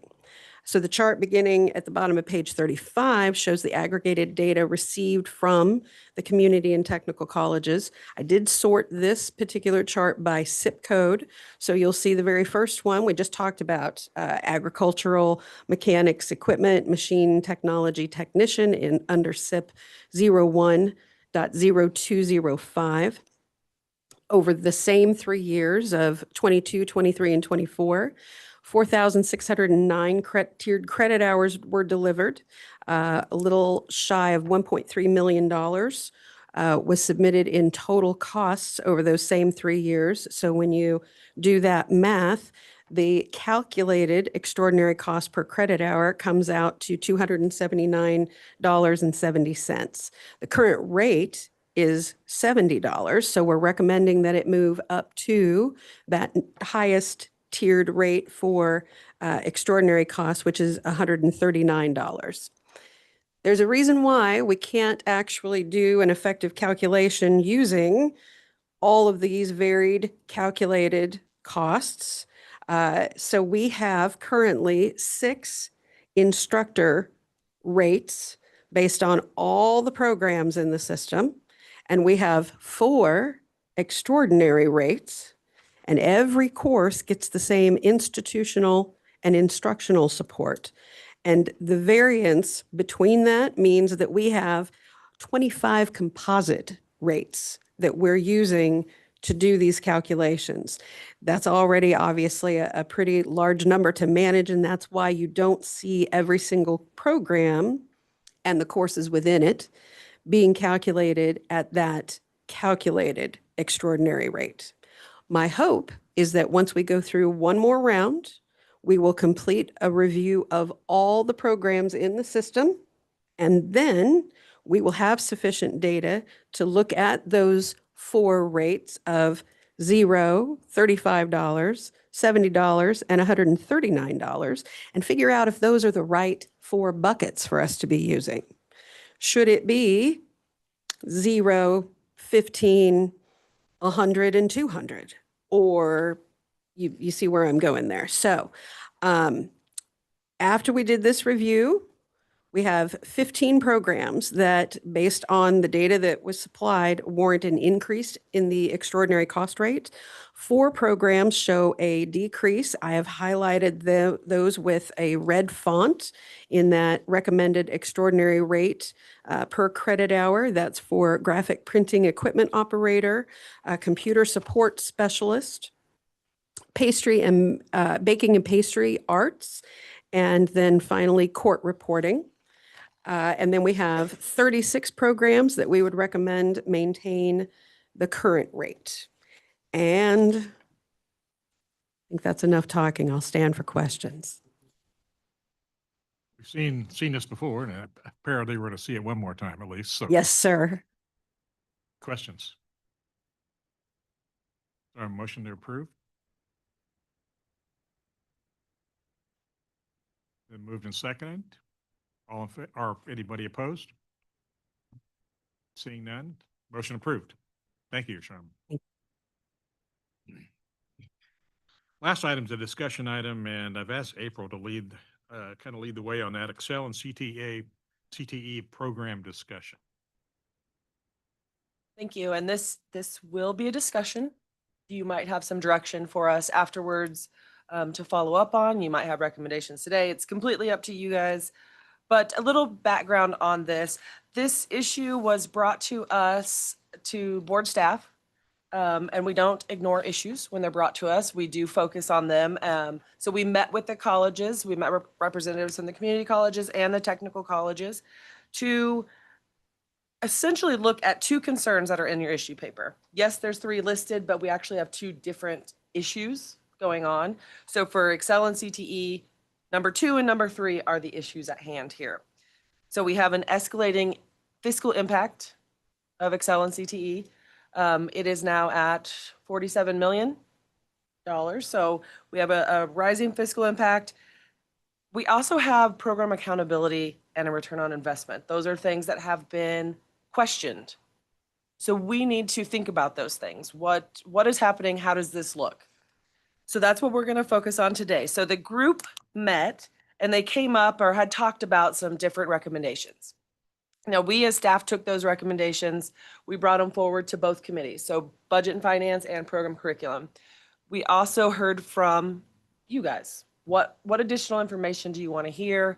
What else can we track down to try to have this conversation? So the list of 6 items that the considerations that are in your issue paper, we'll just walk through those. The first one, we talked about limiting enrollment to juniors and seniors. We did take this back to our legal staff who looked at the statute, and we cannot do that. According to the statute, it defines high school student. It does not give the TEA or the Board of Regents the authority to limit to juniors and seniors. Now, if that is a possible recommendation that this group wants, or even the Board of Regents, or even legislators, they can make that change in statute or add a proviso to have that language changed. But that one is off the table as a recommendation from this current group. Everybody on board with me? Okay. You could ask the TEA to make a non-budgetary recommendation to the legislative language, statutory language, if you want to. But it's not an item that we get to vote on by ourselves. It would have to be a recommendation to the legislature to change language. Any questions on that one? Yep. So the next thing we talked about was to align with some kind of placement scores, something to control the students who are getting in. So maybe it's not everybody is allowed in. Maybe there needs to be an entry score. So certain programs that we have, I know healthcare, for example, nurse aid, med aid, you have to read at an 8th grade level to be in that class. Maybe that's an appropriate route to take. Earlier, we did have Dr. Cindy Lane on the call. She had a hard stop at 11, but she is willing to work with us on what could be multiple measures on entry into Excel and CTE. A high-risk test probably is not the best method to go. If a student has a bad day or is not good at testing, that's not a good measure on if they're going to be successful or not. But maybe we develop multiple measures of how do we gauge if a student is ready to start their college transcript. That's what this boils down to, is they are starting a college transcript at 14, 15 years old. And they need to know the impact of that. So that is one thing to consider. Do we want to think about entry requirements into Excel and CTE? Now, we can't talk about that if we don't talk about the next item, which is number 3, the failure rate. Overall, statewide, we're at a 10%. But within your packet, I believe Charmin pulled some data. It was kind of requested on, can we look at institution? It was actually asked, can we look at institution and then by program? Once we go further, once we go to institution and then program, it gets small cell suppressed. And we can't release that information. So we had to roll it up to just institution. So this, I think, is new that you guys have not seen yet. There are some institutions who are much higher than others. We don't know the why. So that could be something that we want to look at. Could it be we do need entry requirements? Or are the students not getting early warning that they're failing? So that's something else we have to consider. We also have to consider about accountability. Do we allow a student to continue to take courses if they're failing? Is there a sit-out period? Is there State won't pay for fails. Will the state not pay for retakes?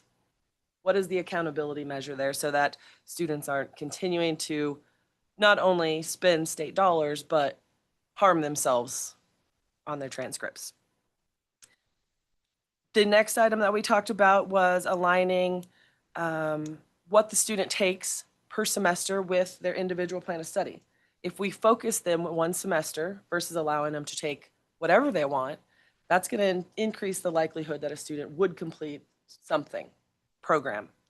So I know that at this point, questions were asked about students' majors, who's completing, who's not completing. If you flip over to page 40, the bottom chart is the best that we can do. And I know that probably sounds silly because we do have a lot of data, but right now high school students do not declare a major, nor are they taking courses from a single program in most cases. So that is very hard for us to say, try to predict what they're doing when they're just taking several courses from several different areas. We can't determine a major for them or even start down that path. But what Charmin did pull for you, and we had her check, the bottom chart talks about headcount, credit hour production, industry recognized credentials, and educational awards. Something when we're thinking about accountability, if you look at degrees awarded, so let's say 21, well, let's jump to 24 because we're doing much better. We awarded 3,696 educational awards. Of those, 2,615 were short-term certifications, most likely nurse aid. Quite a bit. I think if we flip back, we could find the number. 1,100 were nurse aid.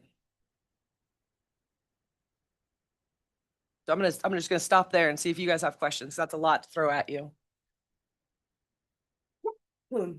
So this in particular, this data you were just referring to, my concern when we say degrees awarded and you're talking about a high school kid who maybe is only doing this for a year, they're likely not going to get a degree. They might get a small certificate, which is great, but they may take enough courses that they go on and they get that degree at the technical college, community college. That to me is success. And I don't want to do something that, or put something in place that would take away from that particular success by looking at degrees. That seems like not the best metric to track. And I don't know if we have the other data. I think we need to get it, but I think it would be a good start to focus on, are we helping high schoolers move forward into college, right? Because they're getting to do some of this while they're in high school. I mean, it's great if we can get them a certificate, if we can get them working, that's an easier measurement, but I don't want to not look at the full picture. Sure. And I do, and I'm not gonna, they know that I'm gonna call on them, but we do have Judd McCormick and Cindy Ferrier from our data team on Zoom. So if we have certain data requests we want, or maybe we already have reports, they are here, we can definitely ask them for those. And if I may, I would just mention, Member Hoover, you're absolutely right. We do have success index information that tells us persistence by student type into post-secondary. What it doesn't currently break down is what program is that in. It will tell us that a student that started in high school continued into post-secondary in that same institution, or they went to another institution within our system, and we can get some great data that way. But it does not break down to the program level currently. And that's on Key Stats, and we can get that. My question, and the institutions have to help me out because it's been a while since I've retired, but every institution has to have a satisfactory progress statement. And particularly for students with financial aid, but that applies to everybody at your institution. So if you're taking 15 credit hours and you pass 0, whether you're getting a Pell Grant or whether you're not, you're probably going to be put on some kind of probation at least. And a couple semesters like that, you're probably going to be suspended. So is that not the case with CTE? I mean, I'm assuming if they're taking college courses, it would be the same. And it should be, failing students should be caught in that policy, I would think. Yeah, I'll first address it if Amber doesn't mind. We, in most of our programs, the technical programs, you have to pass a first class before you can even take the second class. If you don't pass the first class, you're stuck, you're out of the program until the time you can repeat it. So you can't fail a class, then take another class in most of our programs, and then pass that class and then go on. You kind of end up naturally through attrition going out of a program. That's not always the case in every single program. We don't have all of, I mean, it may be the second class may not have a prerequisite of the first class. So if that's the case, they could progress on. And looking at the data, and this might answer Member Hoover's question, I think your awards here, your educational awards, are both certificates and associate degrees and so forth. I think the bigger question on that is it even feasible for a 9th or 10th grader to really get many of these awards? Probably the one course awards, like a CNA course, or maybe an EMT or something that takes a few courses where you can get a credential. But if you're a junior, senior, there's a higher probability that you're going to complete some educational award level. But I do think that you're right. We do have policies in place that put students on some kind of probationary period. Whether they're on financial aid or not, we have to have those kind of policies within our institutions. I would just concur with Greg said that we do have interventions because obviously we're all seeing more and more students in high school taking college credit. And so you have to have those interventions early. And so on a semester basis, as it is evaluated. Some institutions have policies, like Greg said, about if they fail a course, they have to sit out the next, but that's not across all institutions. And so that's certainly something to look at.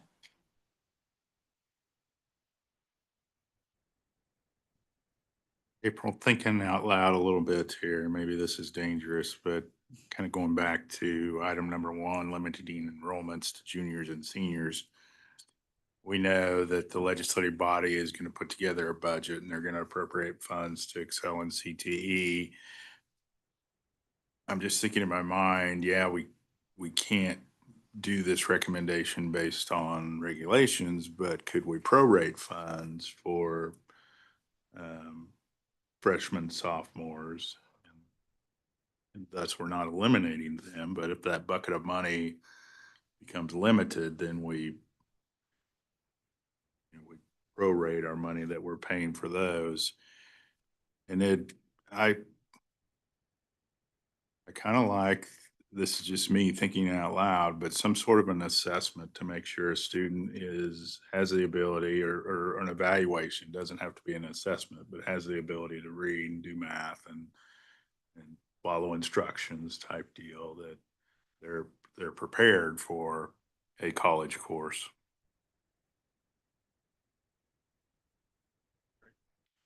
Yeah, I have a comment on your question. First and foremost, we're not allowed to charge tuition for the Excel and CTE program, and we're not allowed to charge fees. So when a student, if you want to prorate, where is the cost of education being funded? Because we're not going to be able to go to the student for that source of funds. So if we look at grade level, or if we look at if a student fails, I know that's later in a different number, failing students number 3. If the state doesn't pay for that, we're not able to charge the student, their parents, or anybody else for that also. That's the cost reimbursement model on non-tiered courses doesn't have, hey, if you fail this, you're not funded by the state either. So, I mean, trying to separate that out for high school student, that may be a higher calling for the cable staff to try and separate that out, or us as institutions. But especially since even if they repeat it, we can't charge them the second time. Yeah, I totally understand that, but where So- would your focus be if you knew you were? So we do have two issues, and I agree Right. with you. We have a quality cleanup issue that we need to look at, but we also need to prepare for cuts. If we receive, right now, this current school year we're in, we've been appropriated. We're good. Next year's not promised. We know that there have been people talking about $200 million cuts for the next 3 years. I think it would be silly of us to believe that we wouldn't be a target. Higher ed in general would not be a target for some of that 200 million. So worst case scenario, we get cut. Let's make it dramatic. We get cut from 47 to 25. You want to take a proration on all programs, or do we want to say we should probably focus on what? What should we focus on to fully fund? And if there's anything left over, fund those. And it would be a risk. The institution's a risk enrolling freshman, sophomore, a risk enrolling in maybe less high demand programs. So you mentioned less high demand programs, and that was kind of where I was going. So to me, I think that is something we should be looking at anyway. I mean, the whole purpose of this is to get the ROI back on the programs that we need, right? That and to get students working and finding a path there. So a reassessment maybe of the high demand, programs, I think is probably something we should do anyway, just because it's something we should do to make sure we're spending the money wisely, right, on the right programs that the state needs and so forth. And to me, that would be, and then you would defund those programs and you wouldn't be prorating, you wouldn't, I mean, yes, absolutely, we need the quality thing. We need students to be passing their courses, all those things. But I do think we need to take another look at the high demand wages and which ones we need to be focused on in the state, which ones our industry needs us to focus on as well. Go ahead. Thank you. I would just kind of echo what Member Hoover said, and I think maybe President Flanders kind of spoke to that at the beginning of the meeting. And even in the SB 155 language, it does state that the body would look at those courses or occupations in the highest need of additional employees. And so it says kind of on an annual basis or whatever. And it also kind of mirrors the Promise Act language as well. And so I think that that's a great point that Member Hoover made. I also just want to, I think the difficult thing for us too is just defining what success in XLTE means. And I think that was another point Member Hoover made about, what is the success of that and the length of that. And I've talked with Vice President White about that and the Student Success Index, as Sharman mentioned, because we use that just in our data books. And that's a measure that is community colleges, technical colleges, and of course the universities look at our Student Success Index, and it's usually 150% of the time to earn it. Now with Excel and CTE, a cert, you've got anything from a short-term cert or cert, 16-hour cert to, a 60-hour degree. And so what is that? Is that 2 years? Is that, and because we agree, we do view that if they do go to an institution, whether or not ours, because they go to another institution to pursue a different program or sport or whatever it might be, we still view it as a success if they finish in Kansas and go into the Kansas workforce. So I think there's two things kind of as part of that is what is really the success and how we define that and have some measurements of that. If it's, and we've had our performance agreements that we have each year. And it sometimes has been the number of credentials earning an increase, or enrollment increase, or the student success index increasing. So I think that's just a prong of this as we review it. But thank you. Thank you. So a couple of, I really, and I mentioned this earlier, I think Amber's report really brought some important things to light. When you have approximately 50% of the students in the state of Kansas attending community and technical colleges, that's a pretty powerful message. Technical education is probably at its highest popularity. It's evident in the numbers that you've presented that this has become an important thing for most of the high schools across the state that they are emphasizing. I'm sure that many of my colleagues, and we've been around this game long enough to understand, we've been through the cuts when there wasn't enough funding for Excel and CTE. We understand that. But I'm not certain that when those cuts happened earlier in my career, that technical education was as popular and important for the future of Kansas as it is now. So yes, it's possible we could see a cut to 25 million or some number like that. I do think that's a possibility that we could receive a pretty significant cut. My concern and my caution to this authority is if we send out a message of here's where we can cut, you can be sure that somebody's going to hear it and they're going to look for that place to cut. My advocacy is technical education is not the place to cut for the future of Kansas.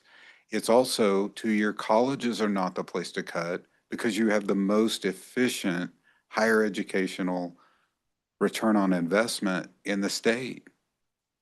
We don't receive, as two-year colleges, we don't receive the per pupil or whatever the K-12, I can't remember their acronym, but we don't receive the funding per student at the two-year level as our peer institutions at the four-year universities.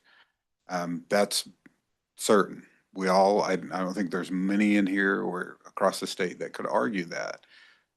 But the value of technical education, the value of some of these jobs that are created that stay within the state, over 80% of our students at our institution, I know from stay here in the state and they participate in that workforce development and they're able to, the new jobs that come in, the new companies that are looking for workforce, that's where they're looking. So yes, I think it's possible. No, I don't think it's a reality that they're going to cut technical education funding as rapidly as they would some other places. 88% pass rate is pretty good in a lot of things.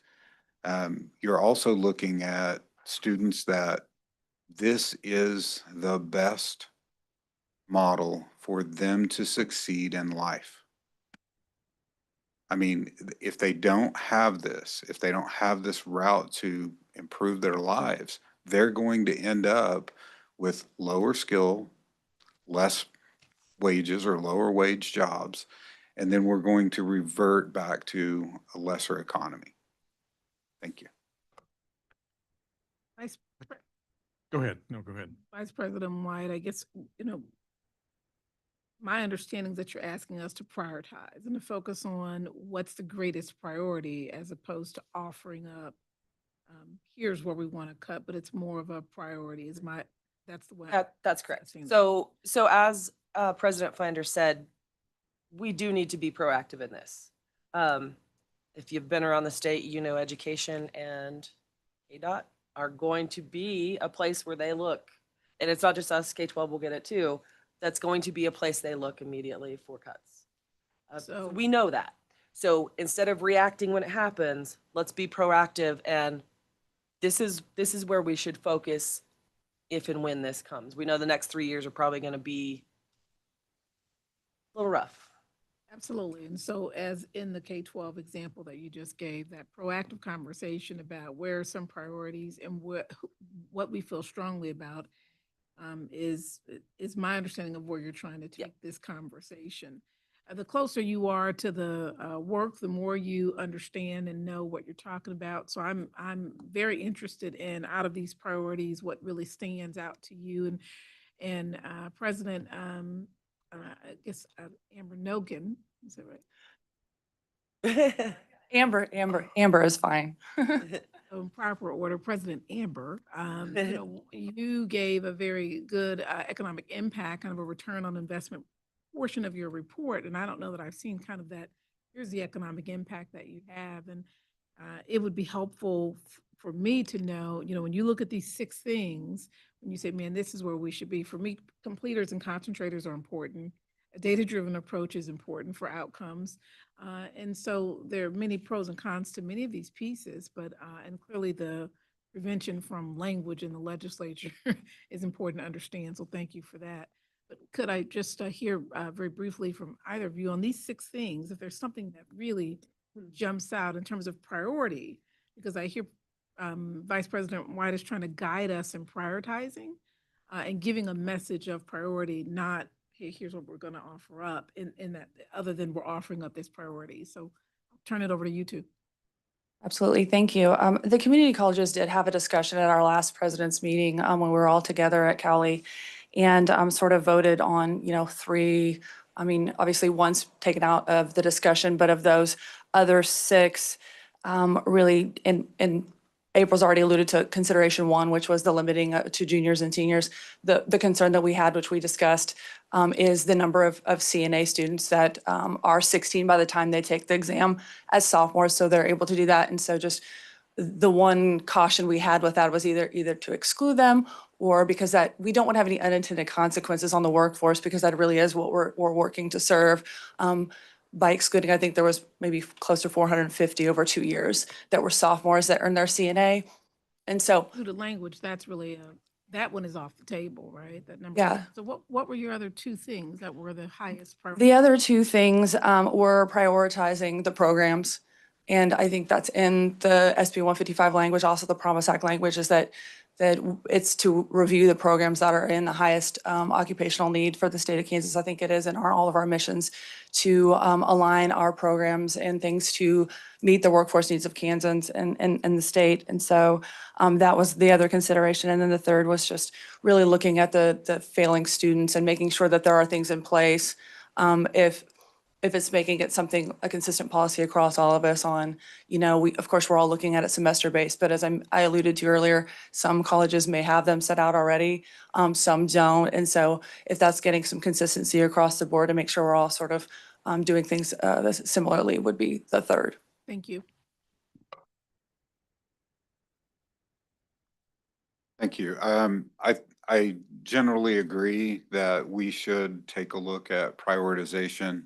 I think the most important thing I can say here is I don't think this is the particular area that in higher ed they should focus on. I get that if it gets down to technical education, then we may have to make some decisions. My point is, and the Kansas Technical Colleges feel there are other areas in higher education, even within the college sector, that we could look for efficiencies if needed. We're not against efficiencies. We're not against strategies to, ease the cut.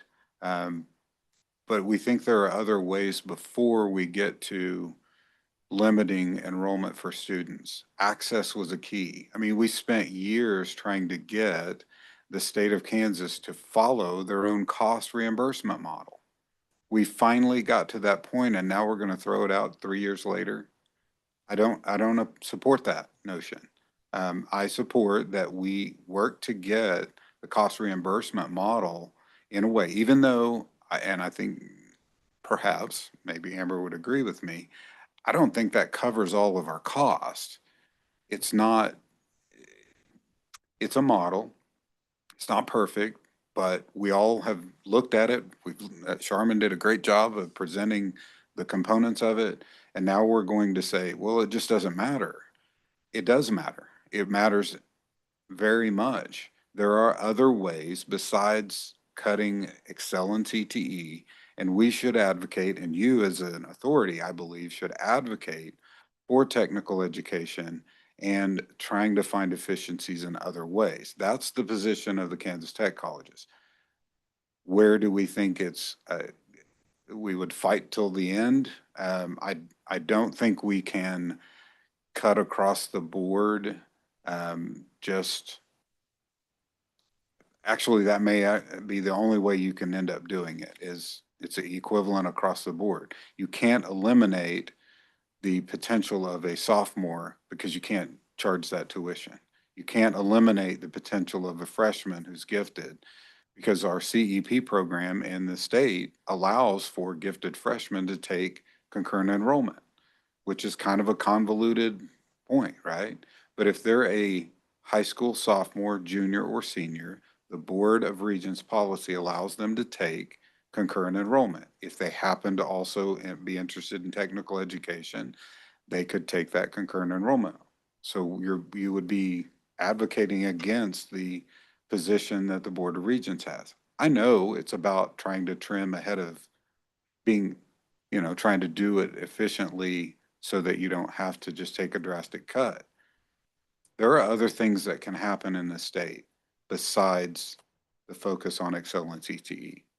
That's our perspective. Greg, help me understand your point that setting a priority for Excel and CTE funds is somehow undermining the cost model.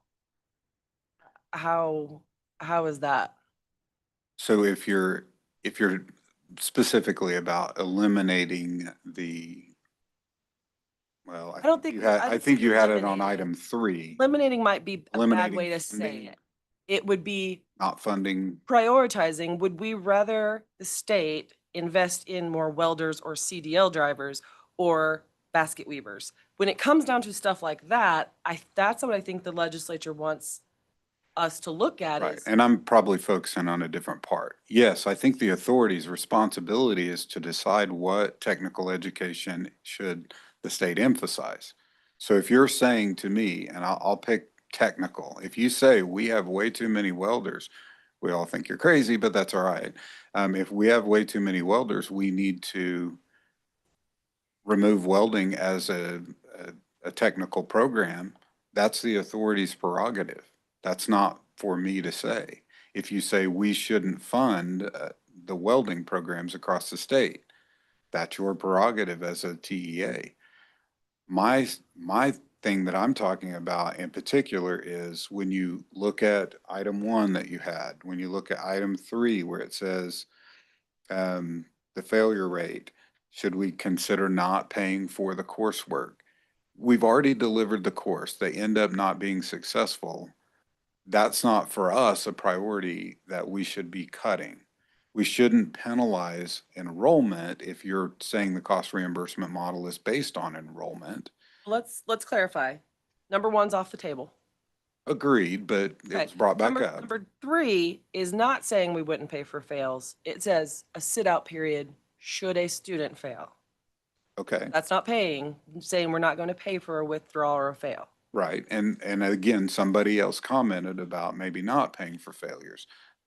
To that point, I'm not saying you said that. We fund after the fact, so that would become very hard. I don't know how we would ever do it. So just for the TEA, for you guys to understand, at the beginning of the meeting, Amber mentioned that they are completing their data submission process right now. We will then turn around and pay out Excel and CTE money for all of last year. We would never know who failed until this point next year. So not paying for those would be way after the fact, and I don't think that's anything we want to go down. But it does beg the question, if they do fail, should we pay for that same thing again? How do you not? We can't charge them, so we can just say you can't enroll in it. Right. And then how do we prohibit them from enrolling in it if there's a slot available, per se? And those are questions that the TEA needs to weigh in on. So really, as Dr. Anderson said, we do have, and I think Mike Bean mentioned it too, we have some quality issues we need to answer. but we also have, where would our priorities be, worst case scenario? Vice President White, can I have, if you could go ahead? So I appreciate the discussion and anything we can do to work towards this because it's so valuable for our students. And looking at item number 2, thinking about discussing multiple measures, and something I wanted to bring up that our state legislature is currently paying for juniors to take work keys, so that might be a consideration in addition to the multiple measures we discussed. On item number 3 on page 40, I want to point out that from AY 2020 to 2024, course enrollments have increased from 36,292 to 42,630. The fail rate has decreased from 16.36 to 11.14. And then if we look at item number 4, thinking about course alignment with student measure and thinking about the definition of a program of study in Perkins. And I think you alluded to it in some of our discussion, those multiple entry and exit points, and thinking about the economic impact of that. Research shows that 9+ college hours is a career readiness indicator that that student will be successful in post-secondary, as well as high-quality work-based learning and an industry-recognized credential. So I think it would be very helpful. We worked, KSD and KBOR worked for about a year on what does the IPS student summary look like that would be helpful for that discussion.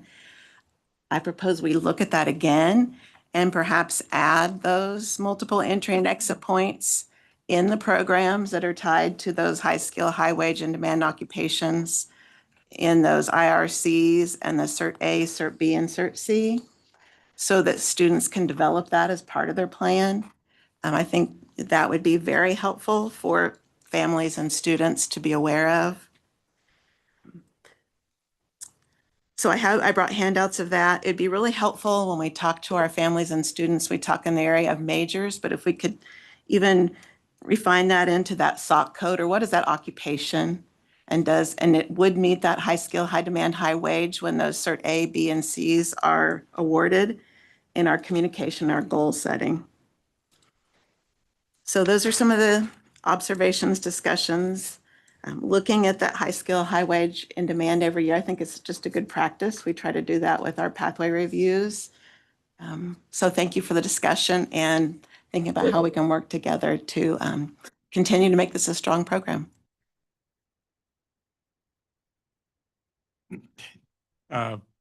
Just a couple on item 1 and 2. 2, if a junior, senior in high school is going to take college algebra or college English, you're looking at their ACT score, or you're having them take the asset test to see if they're prepared to get in that. And if they're not, you're not going to put them in it. Same thing, I don't know if the same thing's happening for tech programs. We mentioned work keys. Are the institutions using work keys or some kind of placement? Now, if you're a welder, you got to be able to read blueprints, you got to do math.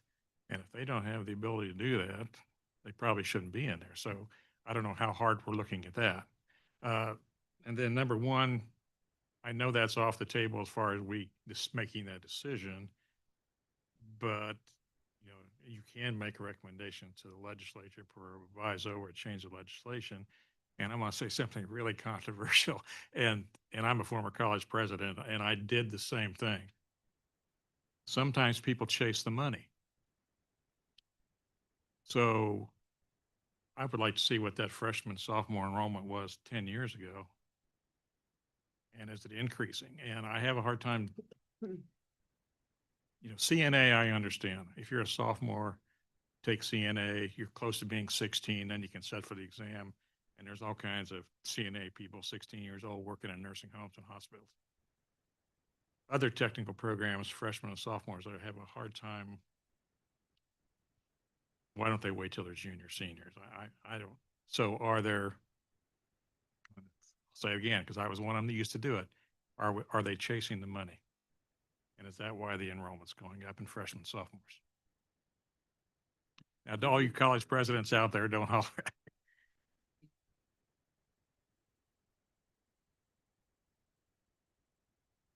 Institutions. I would say that at least for 2 years, you have it in your issue paper. The number for freshmen went down from your AY 23 to 24, not much, but it went down a little bit percentage wise. I was just shocked when I saw those numbers, and I don't even know what my old institution's doing. I've been gone 6 years, but I was shocked when I saw the number of sophomores and freshmen in those numbers.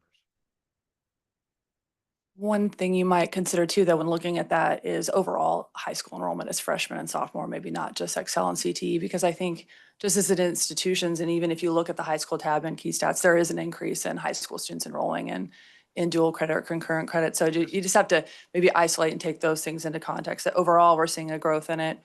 So naturally, we would probably see a growth in. Used to be, and maybe it's not that way anymore, but if juniors and seniors could enroll in concurrent credit, English, algebra, so forth. But if you're a freshman and sophomore, you had to be identified as gifted. Is that? Freshman is still that way. Freshman. So wouldn't that apply to technical education? It does.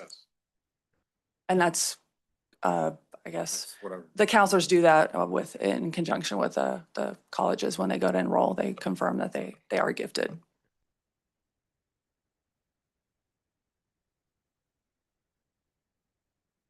Well, this is not anything we have to decide today, but would it be a good idea to do a task force to study this a little more and try to come up with consensus between community colleges, tech colleges, and TEA, and what the recommendation would be? Absolutely. I agree. Merits more discussion, a better understanding of each side of the table and of the issue that's in front of us. So yes, I think it would be very appropriate to put together a task team to focus on this and continue the conversation. Well, to the extent that I have any role in that, I'd have to say I was under the impression when the committee took this up before that there was already a level of that had taken place. I'm a little foggy on why we don't seem more aligned now, as we seem to be a couple of weeks ago when we talked about this. Sure. So initially, college representatives and board staff met to talk about the 6 things that we brought forward to the committees. And then from the committees, we learned you wanted more information. So then we took all of it back to our legal to look up data, all of that kind of stuff. And we brought the final result to everyone. This particular topic doesn't fall into either of our committees. So it's hard to assign the work to one specific committee. So a task force makes sense to really look at all of it and come back with a recommendation. Well, I don't want to put President Nichols on the, I don't want to put you on the spot, but you've expressed a level of disagreement with this that goes beyond a tweak or two, which maybe you and I could talk offline just so I could get back up to speed with you as to where you're coming from, because I'm not quite, my impression from our earlier meeting was that this was not about putting up cuts that we'd be willing to hand off. And I couldn't agree with you more as far as the strategic inadvisability of that. I thought this was about pressing our creases a little bit and making sure that the next time the legislature looks at this program, these were some items we could say, look how we're making sure you're getting the best return on these dollars. And so maybe we could. No, I think it's a strategic difference. If I'm going to play a game, I'm not showing all my cards. So we're in a public meeting right here. This information, I don't think from the KTC standpoint, we want to say these are areas that we think we can be the most efficient and let's trim here. That's not a strategy that my organization wants to advocate. If we want to have a strategy of what would we do if things happen. We don't want to show the hand. Does that make sense? We do think that, and we support efficiency. So we want to make that very clear that there could be some things that we could do with this program that is on the public face that we see as inefficient. I'm not saying everything in here is good or bad or indifferent. I just want to make sure, and Vice President White has assured me, and so please take this the right way. I know that wasn't the goal that she had. Her goal, and I appreciate it, was getting information out to us and then getting the feedback to us and saying, hey, here's the deal. We don't want to advocate this. We want to have the discussion here.